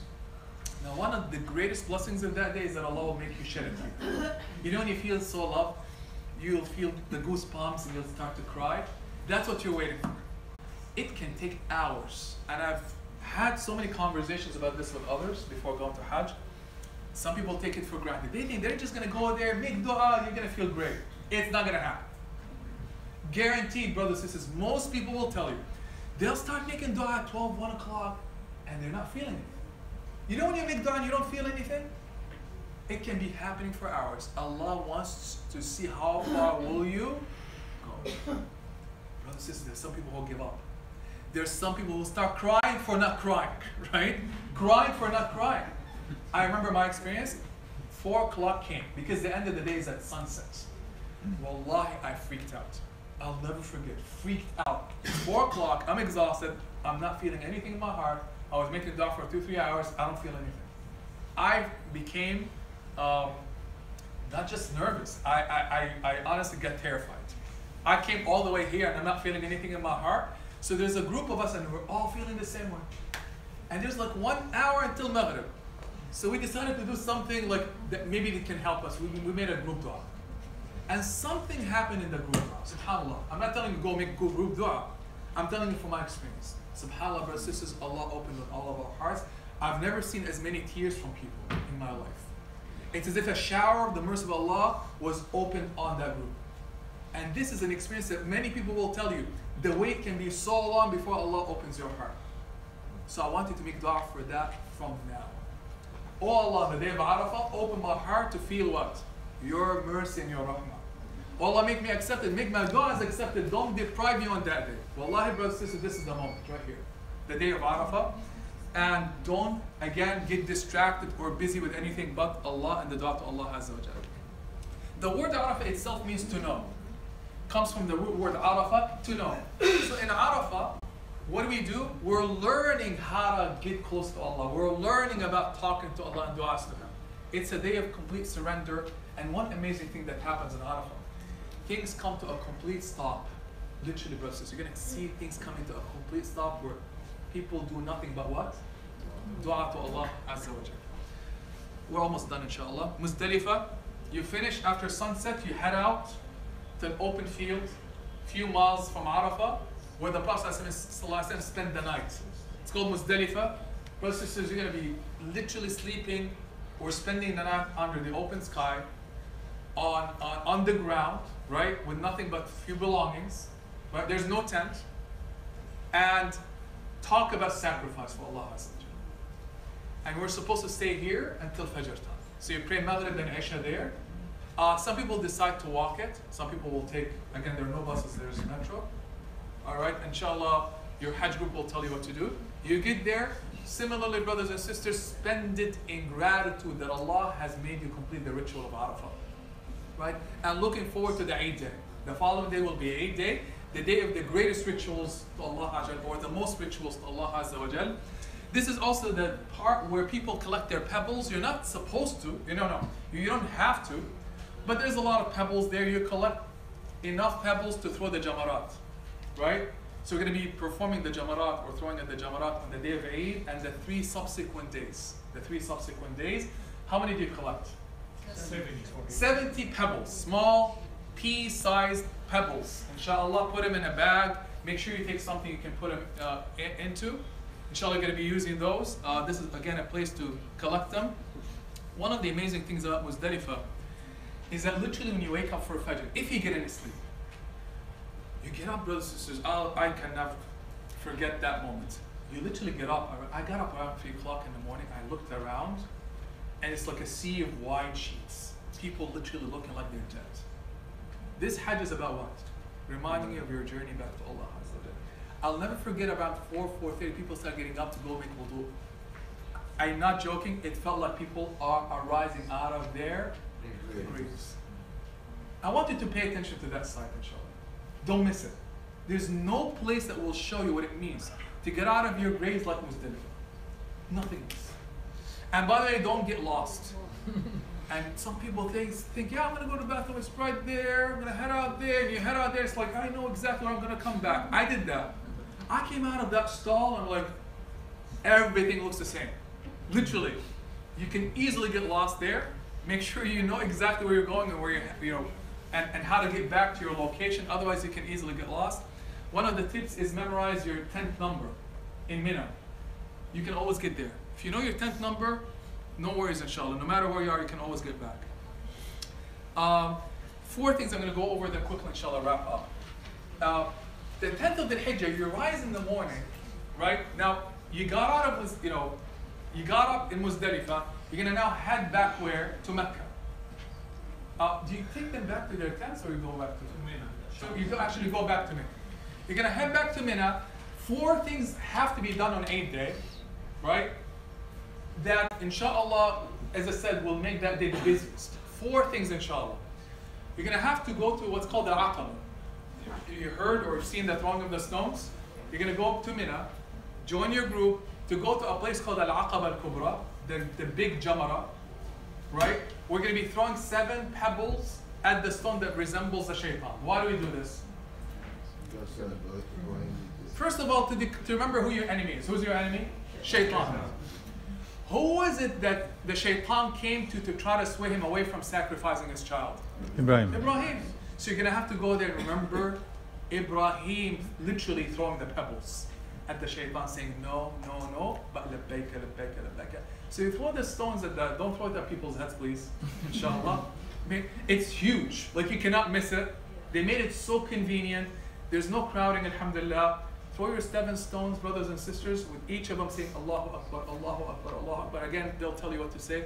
Very simple. You complete that and you're done with it. Sacrifice of an animal will be done for you. You buy your tickets for your Hajj group. They'll do the sacrifice of the animal for you. So you don't have to worry about this. That's act number 2. Act number 3, you have to do what? On that day, shave or cut. We've gone over this. And what's the 4th?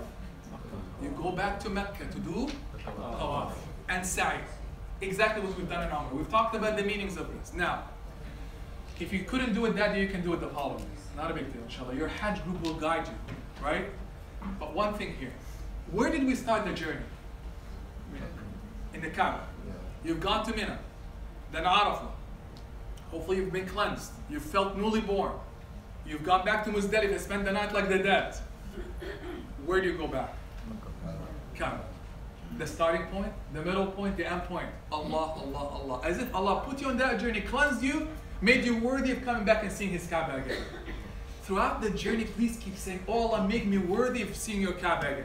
Make me worthy of being able to be presented to you in front of your Kaaba again, because the journey is back to the Kaaba, but in a different state. That Tawaf, brothers and sisters, will be the Tawaf of your life, because you're going to feel different because you just came out of Arafah. It's not like the first Tawaf. When you complete the Tawaf, you're done. I'm going to tell you, you're going to feel newly born. And you're going to see people cry, because it's a feeling like no other feeling in your life. When you finish that Tawaf, that completes the rituals of day number 2, which is the day of what? Eid. So people here are chilling out and eating desserts, and you're going to Tawaf and celebrating feeling newly born. That's what's called Eid. The Eid, brothers and sisters, when we feel accepted by Allah Azza wa Jal. When you get out, when you're done with the 4, you can get out of your Ihram, wash, clip nails, do whatever you want to do, you're done. And the next 3 days, brothers and sisters, again, the animal sacrifice is done for you. The remaining 3 days of Hajj, so we've done, remember, the first day is Mina, day number 2 is what? Arafah, day number 3, Muzdalifah, which is the day of Eid. The remaining 3 days are literally like fun. You're done, you're in your normal clothes. All you do is on day 4, 5, and 6 is go to the Jamaras and do, and it's 3 stations.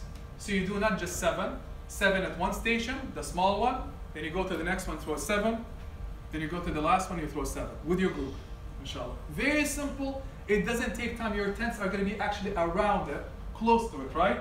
Across the state from the Jamara. Very close, very close. This is easy, and then the rest of the day you can do whatever you want to do. You can go back to Mecca and do more tawafs. You can go shopping, but don't do that. Please save it outside of the Hajj. This is time of worship to Allah Azza wa Jal, right? Don't get busy with other things that distract you away from Allah Azza wa Jal. This is the Sunnah of Prophet Muhammad Sallallahu Alaihi Wasallam state for the 3 days. You can shorten by doing 2 days, right? Some people expedite, and it's okay. So their Hajj ends up being 5 days and not 6. Again, if you might be thinking this is too many details. Don't worry. It's simpler than you think. Somebody will guide you, inshallah, on your trip. But the more important thing is understanding, why am I doing this? The journey ends with what? Throwing the stones. Why is that? On your way out, who is the one who's going to take you away from Allah? Shaitan. To remember your eternal struggle with the shaitan, right? And we conclude the whole journey with, on the last day, what do you think? No, I want you to see this. What do you think? What makes sense? You started your journey with what? Kaaba. Middle point, you return to it after Arafah. Then you threw the stones, where do you end? Your farewell, Kaaba. Everything is Kaaba, brothers and sisters, the center of our lives. The last act before leaving Mecca to the airport will be to do 7 rounds around the Kaaba. It's called the farewell Tawaf. What a beautiful thing, right? Oh Allah, here I am. You brought me once again to conclude my journey full circle. And if it feels this good to see the Kaaba, how is it going to feel to see who? You. Oh Allah, grant me Hajj Mabrur, right? Make the dua there. So that Allah will bring you back, inshallah. Allah grant me more Hajj Mabrurs in my life. Make the dua on that 7th round, brothers and sisters, like you've never made dua in your life.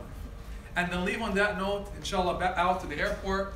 There is no sa'i with this tawaf.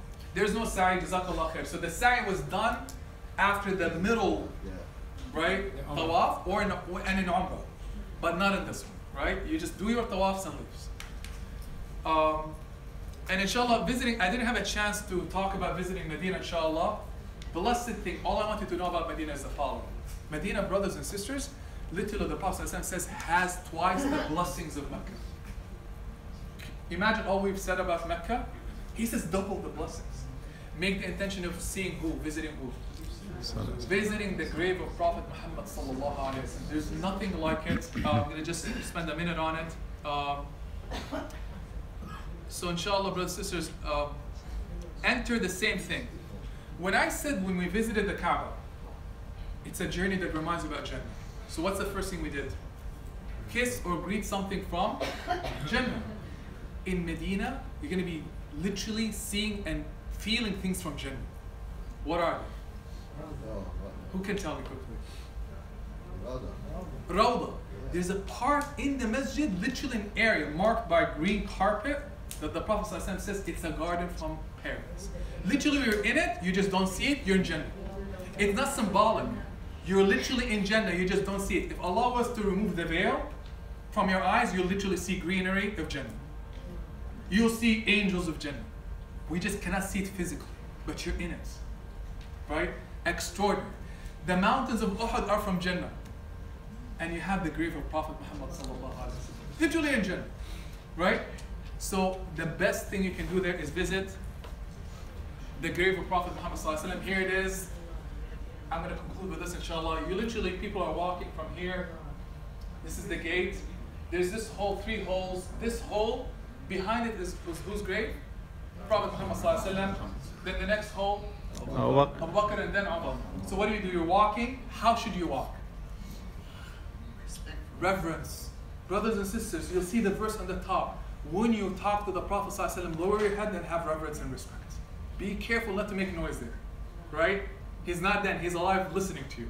So you walk to it, literally, brothers and sisters.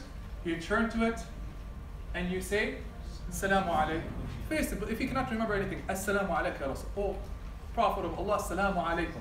The Prophet said, when you greet me, Allah brings me back my soul to greet you back and say alaikum assalam. And if you have a few seconds, talk to him. Oh, Prophet of Allah, I love you. And then make dua to Allah, Ya Allah, just as you made me greet him, make me greet him on the day of judgment and hug him. Right? Just talk to him. Share your pain. If you have a few seconds, inshallah, if you're permitted. It's going to be crowds of people moving through. At least greet him. Turn to the right 2 steps and greet who? Assalamu alaikum Abu Bakr. Then to the right, Assalamu alaikum Umar. And feel it in your heart. And ask Allah then, Ya Allah, you made me greet the Prophet sallallahu alaihi wasallam. Make me see him on the pulpit on the day of judgment when he gives me the drink that quenches my thirst. This is the most important thing you can do in Medina. Many other things, inshallah, including visiting the Rawdah. It's going to be crowded, part of paradise. This is a blessed land that cures the ills, will make you feel the rush of faith like nothing else. Again, the city of Prophet Muhammad sallallahu alaihi wasallam. And with that, I know we've taken a lot of time, brothers and sisters. We wish we had more time. Here's what we'll do, inshallah. Brother Adil and Brother Oman will talk about some logistics. Inshallah, if we can make it, because what time is Dhuhr? 1:30. Okay. Sister Azad, is it okay if, what do you think? Can you do your session afterward? Okay. Let's do the following because of time. After Dhuhr, inshallah, sisters can sit with Sister Azad and we'll have the lunch. For now, here's what we'll do. Inshallah, Brother Oman and Brother Adil will go over whatever logistical issues they need to go over. When they're done, we'll answer some questions, inshallah, then pray Dhuhr, then have lunch. Deal? We're good, inshallah? Okay.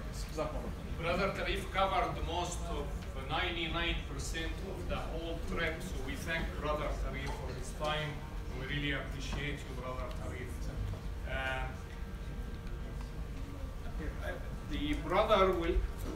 The brother will give some tips about traveling, then I will take over for 10 minutes only to answer questions and tell you about our itinerary for our group. No, talk without it for now and then let's change. Yeah, okay. My voice is reaching. So I'll give you a chance to go over the travel, and then we'll talk about our itinerary and our travel schedule, inshallah. Okay, thank you.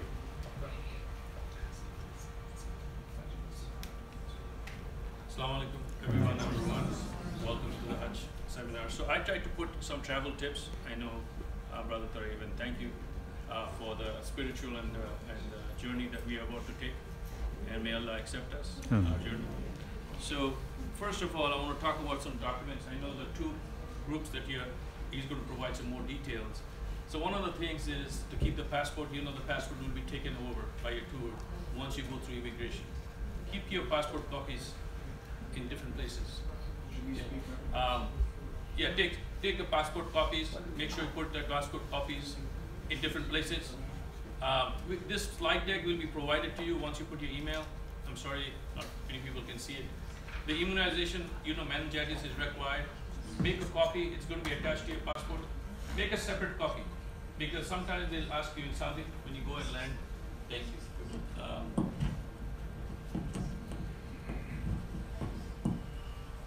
So when you land in Saudi, sometimes they will ask you for that. Okay. There's sometimes the back of the passport has a label, blue label. I don't know if your group will have it or not, but don't remove that label. Okay. Personal, your badge. Can I stop you? Yes. Don't remove anything from your passport before you travel. When you come back, you can remove anything. Thank you. It's not only label, but you're going to see barcode, you're going to see a picture, you're going to see all kind of remark on your passport. Please do not touch them before you go and come back, inshallah. So, thank you. You will get a personal ID badge from Yes, you, yes. and for the other tours, so you'll have a personal ID badge. That's your ID badge. Make sure you keep it in a safe place. All right. And then you'll have luggage. Luggage, we have taken luggage, but try to minimize. We are not going on vacation to Disney World, so.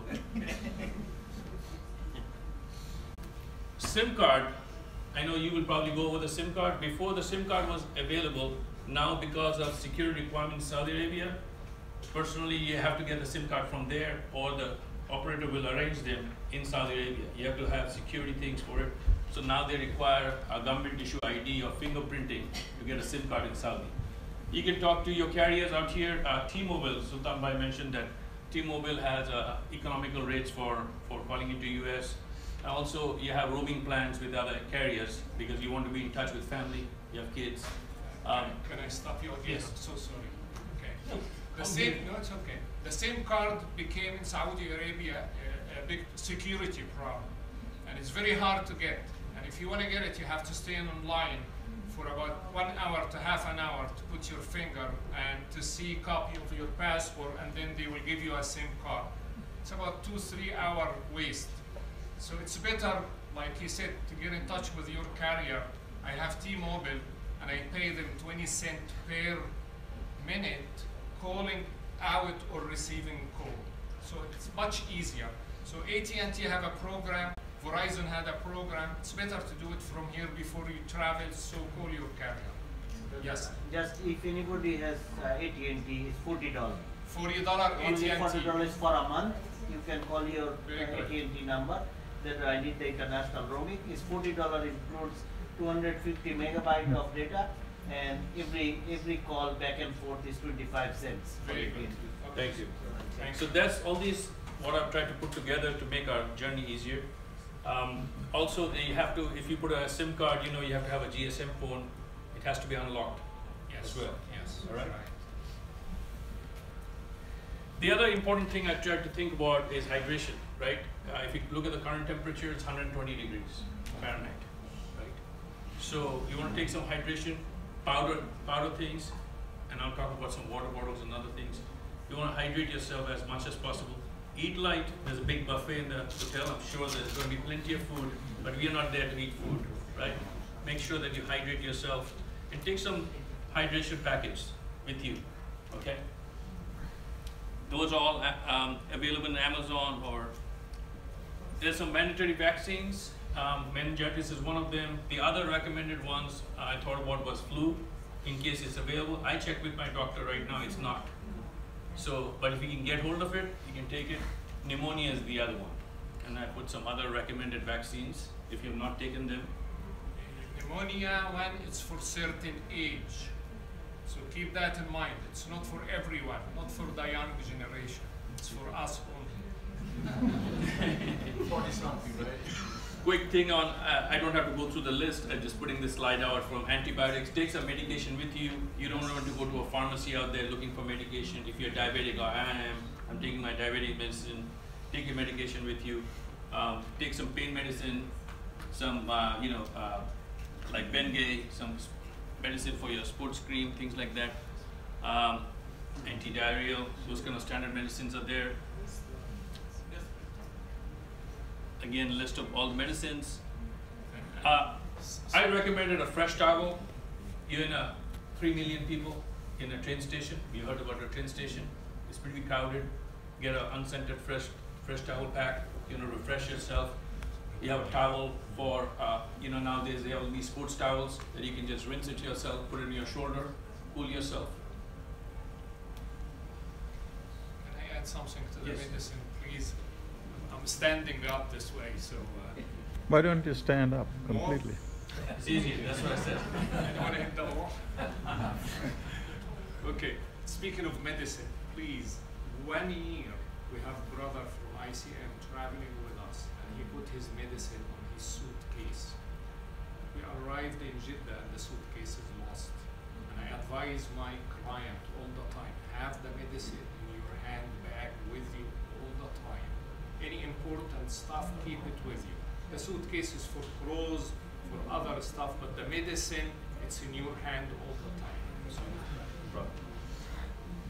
So the towel, I put it for Arafah train station, Muzdalifah and Mina, where you're going to be outdoors a lot of times. Get a water bottle. I would recommend getting a water bottle that fine, this $24 bottle.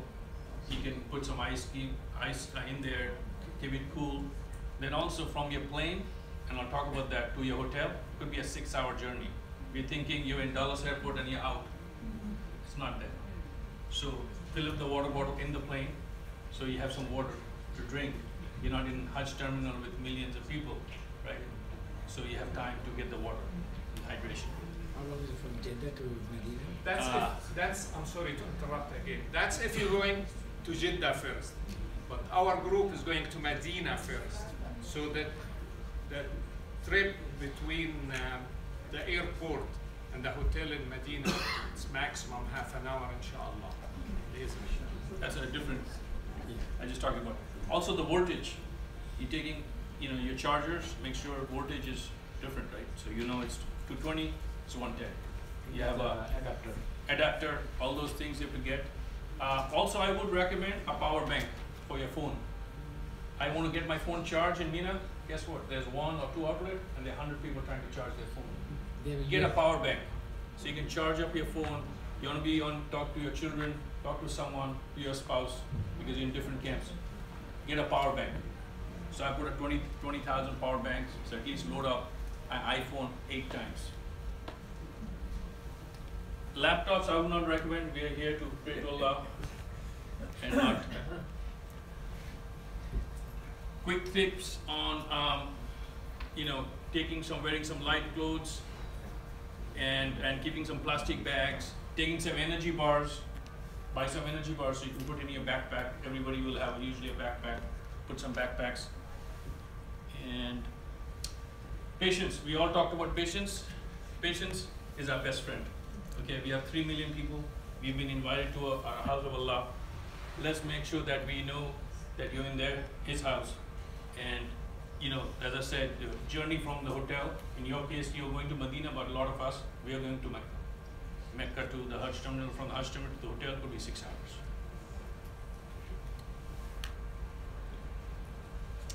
Lastly, extra copy, quick summary, extra copy of important documents.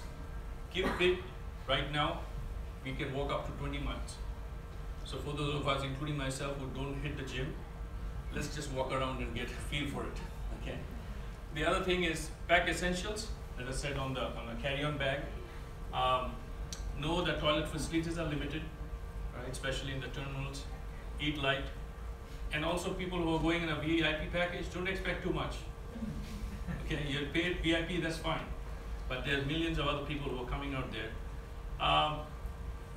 And lastly, this is from my experience. My grandfather went 50 years ago to Hajj, and he wrote a book about his journey. I would suggest to take a Hajj journal and write something about your experience. Personally, that I would like to do and suggest that, because I still read his book to this day. 50 years has passed by about his journey. And those are the tips that I had to share with you. And I know, brother. Thank you, sir. I think between Tarif and the brother, I think everything is done, so I'm going to be more specific about our group, if you don't mind.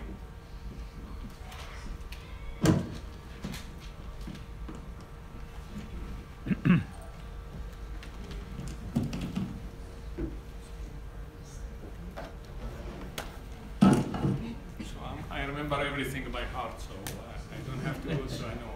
We have 2 groups, inshallah, here. They are leaving group number 3 and group number 4. You guys, if I ask you group number 4, please can you raise your hand? 4. Thank you. And also have group number 2. I have 6 are in group number 2, the fast one. They're going to Jeddah on the 26th and they are coming back on the 7th. The shortest group. Thank you. So the main group, 3 and 4. I have 45 going on number 3 and 38 going to number 4. You guys are traveling from here, group number 4, on the 18th of August. What time? 5 o'clock. 5 o'clock. Please don't forget that, because Saudi Airlines changed their schedule. They used to travel at 6 p.m. Some people go to the airport at 3. They will not allow them to travel because of security. So the flight at Saudi Airlines leaving at 5 p.m. and all of you going on Saudi Airlines. I don't have anyone else is going somewhere. So please be at the airport early. 4 hours early. I say 4 hours for Hajj. For normal traveling is 3 hours, but for Hajj is 4 hours.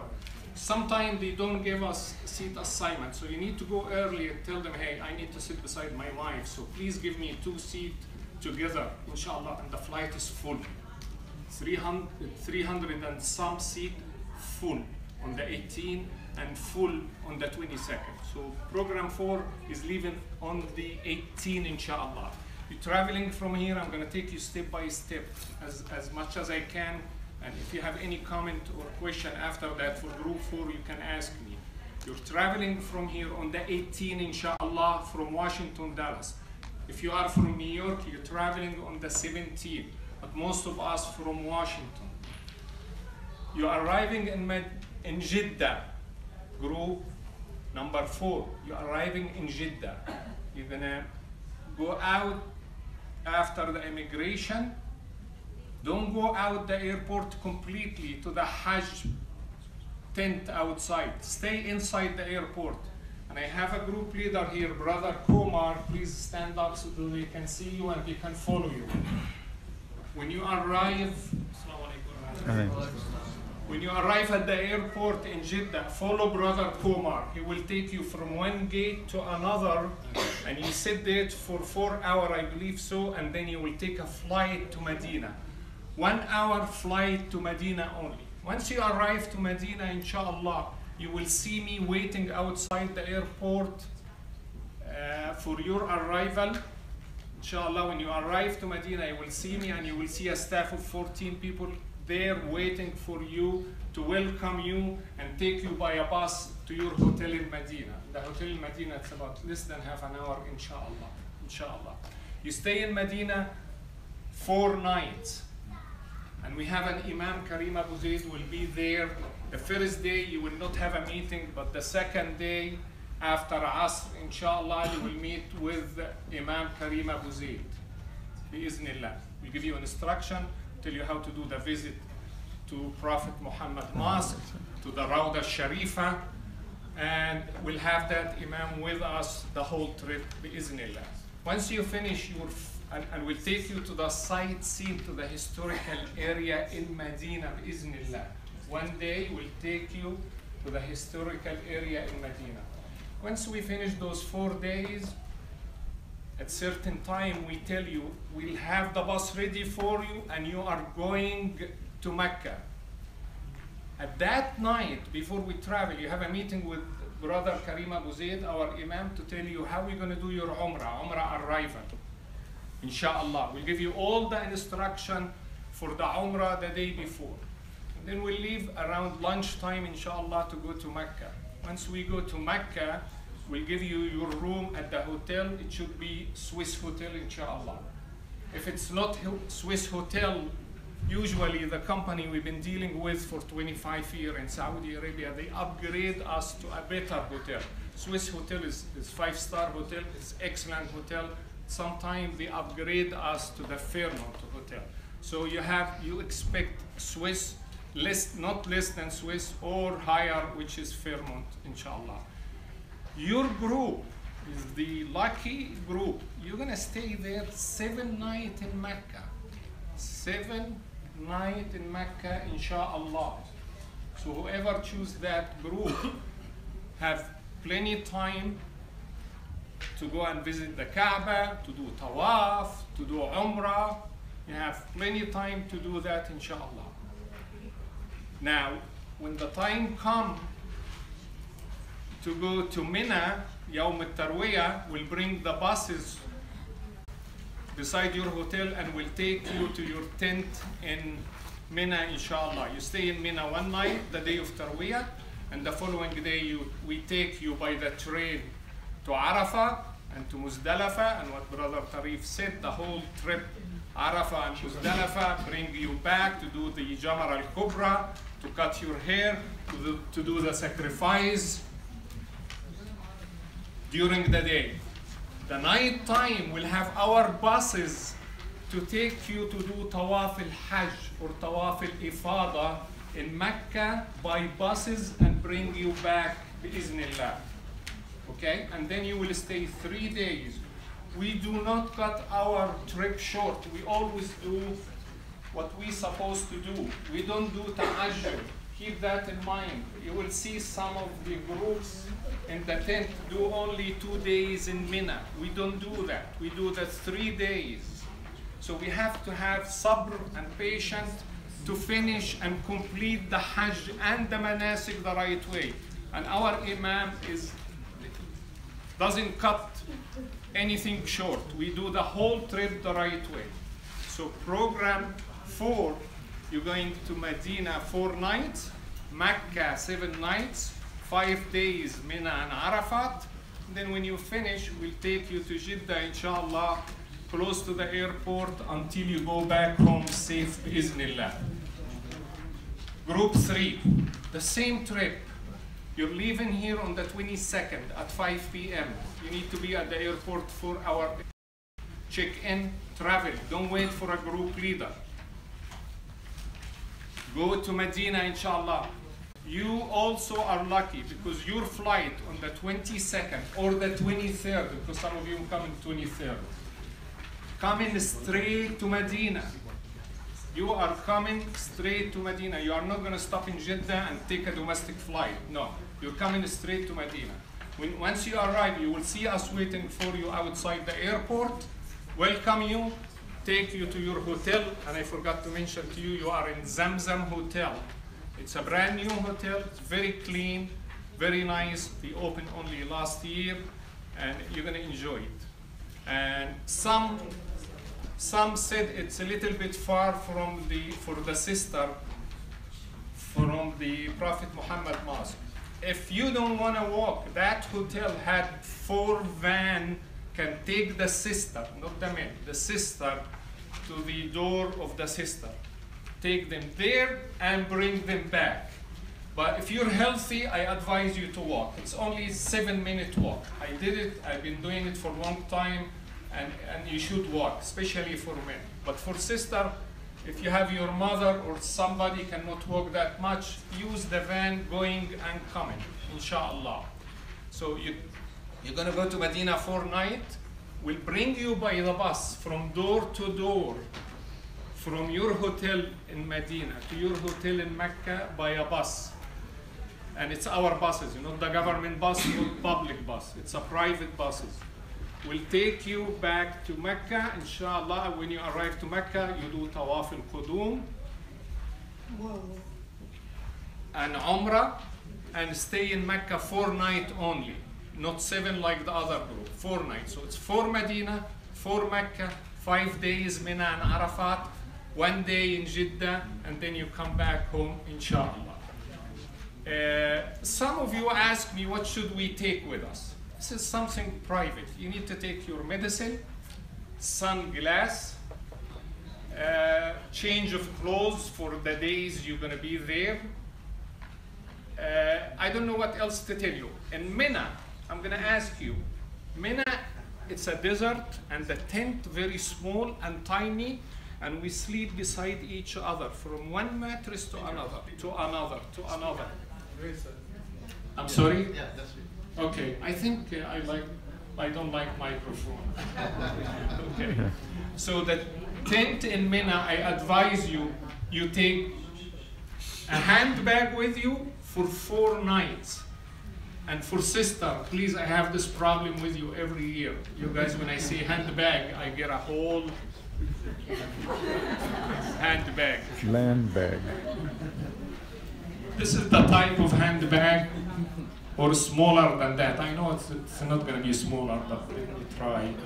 Okay, but this is the handbag you'd like to take with you for 5 days, or a little bit bigger, but not much, please. Okay, and by the way, we have color-coded tags, these tags, okay? For number 3, you will see yellow, number 4, you see red, number 2, you see green. So please use these the ID for bags, very important. Just in case if you lose your bag and we're looking for it, we identify it with the color-coded tags, okay? You're going to Medina first. When you go to Medina, you can buy anything you want from Medina, next to the hotel. So my advice, don't buy stuff from here, buy it from Medina. It's cheaper and it's good. Ihram, we will give you for men. The thobe, the Arabic thobe, you can wear there. And let me show you, it's easy to wear Arabic thobe like Brother Tarif is wearing all the time there. So if you don't have it here, you buy it from Medina. And some of you, I know they have the shwar kameez and the national dress of yours, so bring that with you. You're going to be very comfortable. With this clothes, you will not be very comfortable. And I was there last week, very hot, very hot. So wear the white thobe, inshallah. For sister, you don't have to have certain color for Hajj. So whoever tell you, yeah, you have to be in white, that's questionable. And I will leave Sister Azza to explain that to you. But we'll open the floor for question. Hopefully, I forgot something, I can answer it with the question. Just out of curiosity, is Brother Abu Zaid will be for the third group also? Brother Abu Zaid will be with the whole group. Okay? But when I say 3 and 4, it's only a matter of traveling date for them. But the rest, yes, we are one group. Thank you. Really, thank you. From Colorado? Is that the brother? From Colorado, yeah. He was here in Maryland. He was not from Colorado. So, Yeah, he was. Assalamualaikum. Also, if you have, can I have just, you can just inshallah pay attention? A few minutes inshallah. So we have around 20 minutes until Dhuhr time inshallah. If you have also questions on the journey itself, I'm also available. But I can address logistical issues. I can address anything pertaining to the journey itself inshallah, and the preparation or whatever you do there. So the floor is yours. What do you recommend? Muzdalifah. I'm sorry? For Muzdalifah, what do you recommend? Material. Since there are no tents. Logistical. Night time? How did this? We sleep. We'll give. No, don't worry about that. Don't worry. We'll give you everything. Please don't bring the sleeping bag. Don't bring the mattress with you. Don't bring cover with you. Please, we'll take care of that. I misunderstood you because I cannot imagine what we're talking about. Okay. Let me finish real fast.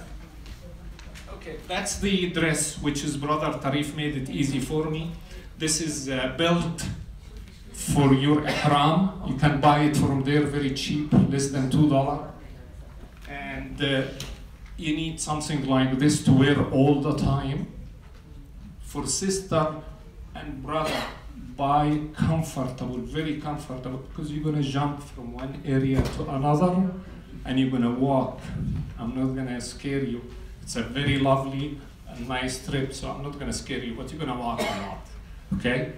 I'm going to give you an ID like this one. You need to wear it, especially when you enter Mina camp. You have to wear it. I call it, I don't want to listen, and I want to be blind sometime when I sleep. So I buy these two, and I use it all the time, because sometimes the guy next to you snore or making a noise. So get these, one for the ears and one for your eyes so you can sleep. You need to sleep there because we're gonna wake you a lot, okay? I'll go back to the question. Let's go from here. The question is about the logistics, right? You were saying go to the airport 4 hours earlier, around 2 o'clock or Yes. 1 o'clock. Yes. And if the leader is not here? No, don't worry about the leaders. Don't look for leaders. No, I understand. So the question is, who will holding our passport? We have to show the passport to get the boarding pass, right? Good question. Okay. We have... Repeat the question. The question is, who's going to give us our passport before we go to the airport? Okay. I don't know if you guys, most of you familiar with Sister Maha. You dealt with her in my office. Sister Maha's waiting outside for you with 90%, and we're lucky. We were the first company to get passport back with a visa. So when you go out, get your package from Sister Maha, the package and the passport. And if you don't have the passport, then the passport is not ready. Come to our office on Wednesday. We'll get the rest of the passport in our office, inshallah, on Wednesday, inshallah. But 90% of our passport came out of the Consulate of New York yesterday and we brought it to you today. Yes. So I have three simple questions. Sure. You're entitled Yeah, to but one. this is short. First, Oh. do we need to wash our ihram clothes? No, we'll give you brand new ihram clothes, don't wash it, no. The second one is, do we need to if fasting before the day of the Arafah? No. For Hajj, you cannot fast. I wish Brother Tarif is here, Yeah. but you can ask Brother Karim. Oh, Tarif is here. It's not recommended for you. No. If Hajj, do Hajj. Okay. It's for people outside of Hajj. Okay, the third one is, could you please share us your presentation files to us? Sure, Because we have sure. shared the email. Thank you. Okay. I'm gonna go to this brother first. I'm sorry. On the 18th, it's Friday. Okay. So Pray at the airport. pray at the airport. Please go early. I don't want to miss you from my group. Please, sister. Another question, if we do a sacrifice on Tawaf in Mecca, can we do it somewhere else? Yes. I mean, can we do two Repeat the for one question. person? Do what? Two Tawaf, like we start For someone is not doing Hajj? for someone who passed away. Okay. Repeat the question. Yes, you can. But you can ask Brother Tarif. Repeat the Of course, question. Of course, you can always do sacrifice. But are you talking about specifically for the Hajj sacrifice, Hadi? There's just that one that you do. So it's just the one we do it like that. That's it. And it's done on your, they'll do it for you. Just remember that. You're buying, don't they just buy it? We'll handle that when we go there. Yes. You don't have to worry about that at all. It's done on your I don't want- behalf. So you paid for it with the ticket. Okay. They'll do it for you. It's done in Mecca. Just come to Medina and see me, and don't worry about anything. You're gonna do the Hajj Exactly. the right way. Wallah. Actually, very good point. There's a lot of questions that will come in your head right now. Believe me, it's simple. They'll address it for you in your Hajj, inshallah. Yeah, but the good question is, Jazakumullah khair. I think what she meant was for someone. She's doing Hajj for someone, and she will doing the Hayya for them. I understand. No, I understand. Adil, I think one important point to cover is that when you are there, not during the Hajj but during the other times, do you go out on your own or do you wait for groups to come with you to go? Just address that. When we do something official, you have to go with us and with our group leader and with our imam. If you have an extra time, casual time, you can do anything you want. But when we tell you we need you at 3 o'clock, please, it's at 3 o'clock. Because if we say the bus will leave at 3 for historical site, the bus will leave at 3. We can't wait for anyone. You know why? Because we don't want to penalize someone came early and we just waiting for another half an hour for somebody else because he came early. So we appreciate that he respected the time. That's all. And by the way, I said Brother Kumar who will handle group number 4. Also Brother Nasir Aziz right here. He will be with group number 3. So if you have any problem, see him. So Yes, I'm sorry. Yeah, go ahead, sister. Can you explain the Makkah only group? What group? I will. I'm so sorry I didn't explain Mecca only group, but I will right now. But let me take the question. Okay, so just briefly, inshallah, in the interest of time, we have a few minutes left. I know you guys have a lot of questions. Brother Adil is not going anywhere. So they explained some things, but I also wanted to explain something very significant. Have you received can I see this, inshallah? We handed out this. Do you have a copy? Yes. So here's what this is. This is spiritual pointers. A lot of what I've mentioned earlier, brothers and sisters, I want to emphasize again, the most critical thing in your journey is the condition of the heart and our mental and spiritual state. This is not just a technical journey. This is a highly spiritual journey for the attainment of high blessings from Allah, a renewal of our relationship, and inshallah Jannatul Firdaus. So what I put that in this document are the spiritual pointers and the thoughts that should be in your head with each of the steps. It's a summary. It's not meant to be exhaustive, but I highly emphasize that you go over it before you go on the Hajj journey. Literally go over these thoughts, train yourselves on them, because if you do the rituals without these thoughts, you'll be missing out on the purpose and the meanings. Number 2, lots of dua from now. If I were to go back, you ask me, what would you do if you were to go back? I'll tell you, I spend the 2-3 weeks before Hajj making a lot of dua to Allah Azza wa Jal. Make a lot of qiyam layl. that Allah Azza wa Jal accepts my journey, that Allah gives me the patience. You heard the word patience. You're going to be tested. Brother Adil is, you know, he cannot address everything for you there. There's no such thing as the perfect experience. You're going to see issues. You're going to see limitations. You're going to see problems. The question for you is, will your Hajj be mabrur by having the patience to deal with it, or are you going to be angry when things are not happening the way you want them? What if the food is late? What if the line is long? What if you don't have access to a bathroom? Are you going to go shout at him? Brothers and sisters, this is part of the experience that you're going to run into challenges. Allah will give you the strength. But remember, whenever you're confronted with a problem or somebody annoying you or crowds, you need patience so that your Hajj is mabrur. I'm going to tell you right now, you might not have patience there. You might lose it. So you ask Allah for patience from them. Very important. Otherwise, all this stuff is meaningless. All this stuff is meaningless. Allah Azza wa Jalla. Thank you, brother. Thank you. Okay, let me explain. I'm sorry, I need to explain program 2 real fast, and then you will meet with them, inshallah, again. And before I explain program 2, I want to give you one more advice, please. We're going from USA, and we're going to a different country. And sometime when we go to our country, like I go to Egypt, my brain is still programmed that I'm from USA. No, we are not. When we arrive there, please, you are not from USA. You're going to do Hajj. You are not going to change the system of Saudi. You are not. And don't give me advice, oh, they should do this, they should do that. No, please accept everything as is. And don't fight with soldier, because we are in trouble. Don't tell the soldier what to do. Please, it's not your position. Accept it as is. When you come back, here, tell me about it, but don't tell me about it there, please. Program 2. Program 2, it's a short program for business Hajji who doesn't have enough time to go to Hajj. So we created that program 2 for them. You're traveling on the 26th at what time? 5 p.m. So you have to be early there. You are not going to Medina.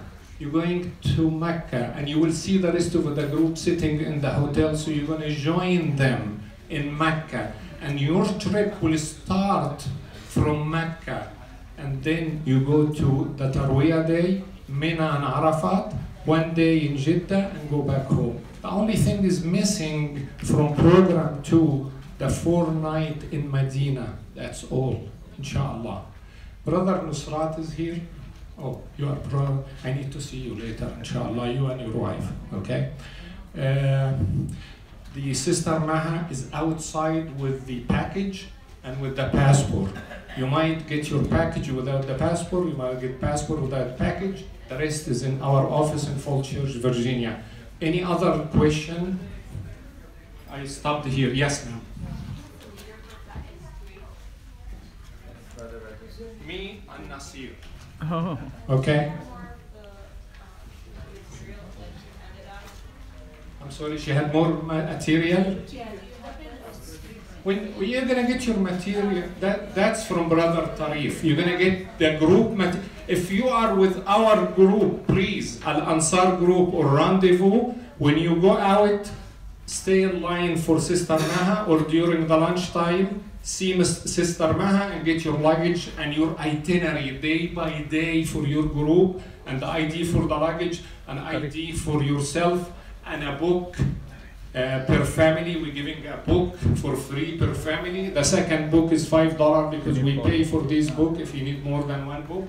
And enjoy your lunch. If you have any question, I'll be here, inshallah. I'm almost.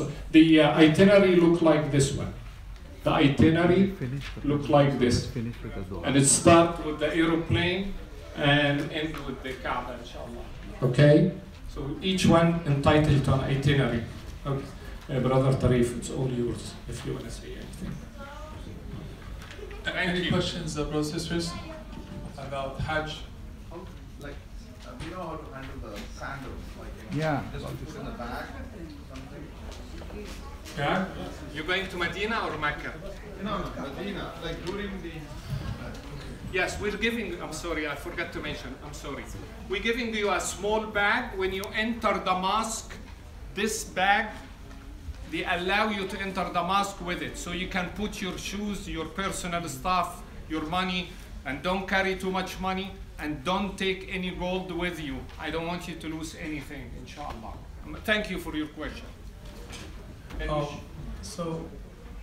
Final piece of advice. Things do look overwhelming now.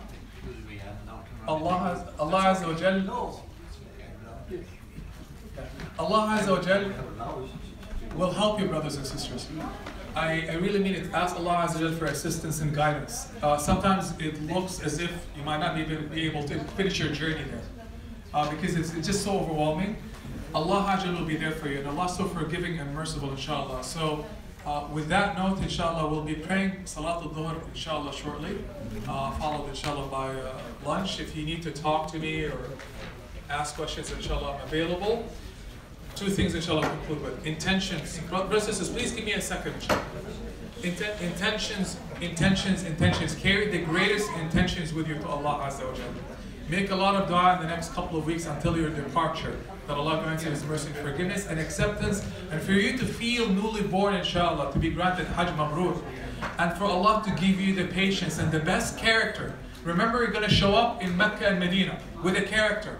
The question for you that I have today, what will you show Allah Azza wa Jalla? What worship will you show Allah? Will Allah pick you there on top of being picked to be amongst the best, inshallah? This is your grand opportunity, inshallah. We'll conclude with the dua, inshallah. If you can, inshallah, turn your heart to Allah, brothers and sisters. Very short. Oh Allah, you are the most merciful. You are the most beneficent. We ask you, Allah, that you send your peace and prayers upon Prophet Muhammad sallallahu alayhi wa sallam. Ya Allah, bless this gathering, Ya Allah. Ya Allah, bless all those who are going to Hajj, Ya Allah. Ya Allah, grant them, Ya Allah, Hajj Mabrur. Ya Allah, grant them Hajj Mabrur. Ameen. Ya Allah, grant them patience in this journey, Ya Allah. Ya Allah, join them, Ya Allah, with the righteous in this journey. Ameen. Ya Allah, bless them with special prayers and special worship and special tawaf, Ya Allah. Ya Allah, grant them the strength to complete their rituals, Ya Allah, in a manner that pleases Ya Allah. Ya Allah, join them with your angels, Ya Allah. Make them among those that you boast about, Ya Allah. Ya Allah, do not allow anyone that go on Hajj from this group, Ya Allah, to return back without having been cleansed from all sins, Ya Allah. Ya Allah, grant them all their wishes, Ya Allah, and all their dreams and all their prayers, Ya Allah. Ya Allah, fulfill all the du'as they carry with them, Ya Allah. Ya Allah, make them walk the walk of the righteous there, Ya Allah. Ya Allah, make them please you, Ya Allah, on this journey, Ya Allah. Ya Allah, grant them Jannatul Firdaus. Grant them Jannatul Firdaus. Grant them Jannatul Firdaus, Ya Allah. Ya Allah, for those of us who are not going Hajj, Ya Allah, grant us Hajj, Ya Allah. Grant us Hajj Mabrur, Ya Allah. Many times in our lives, and do not make this Hajj journey the last in our lives. Allahumma ameen, Allahumma ameen, Allahumma ameen. وصلى اللهم على سيدنا محمد وعلى آله وصحبه أجمعين. بارك الله فيكم. السلام عليكم.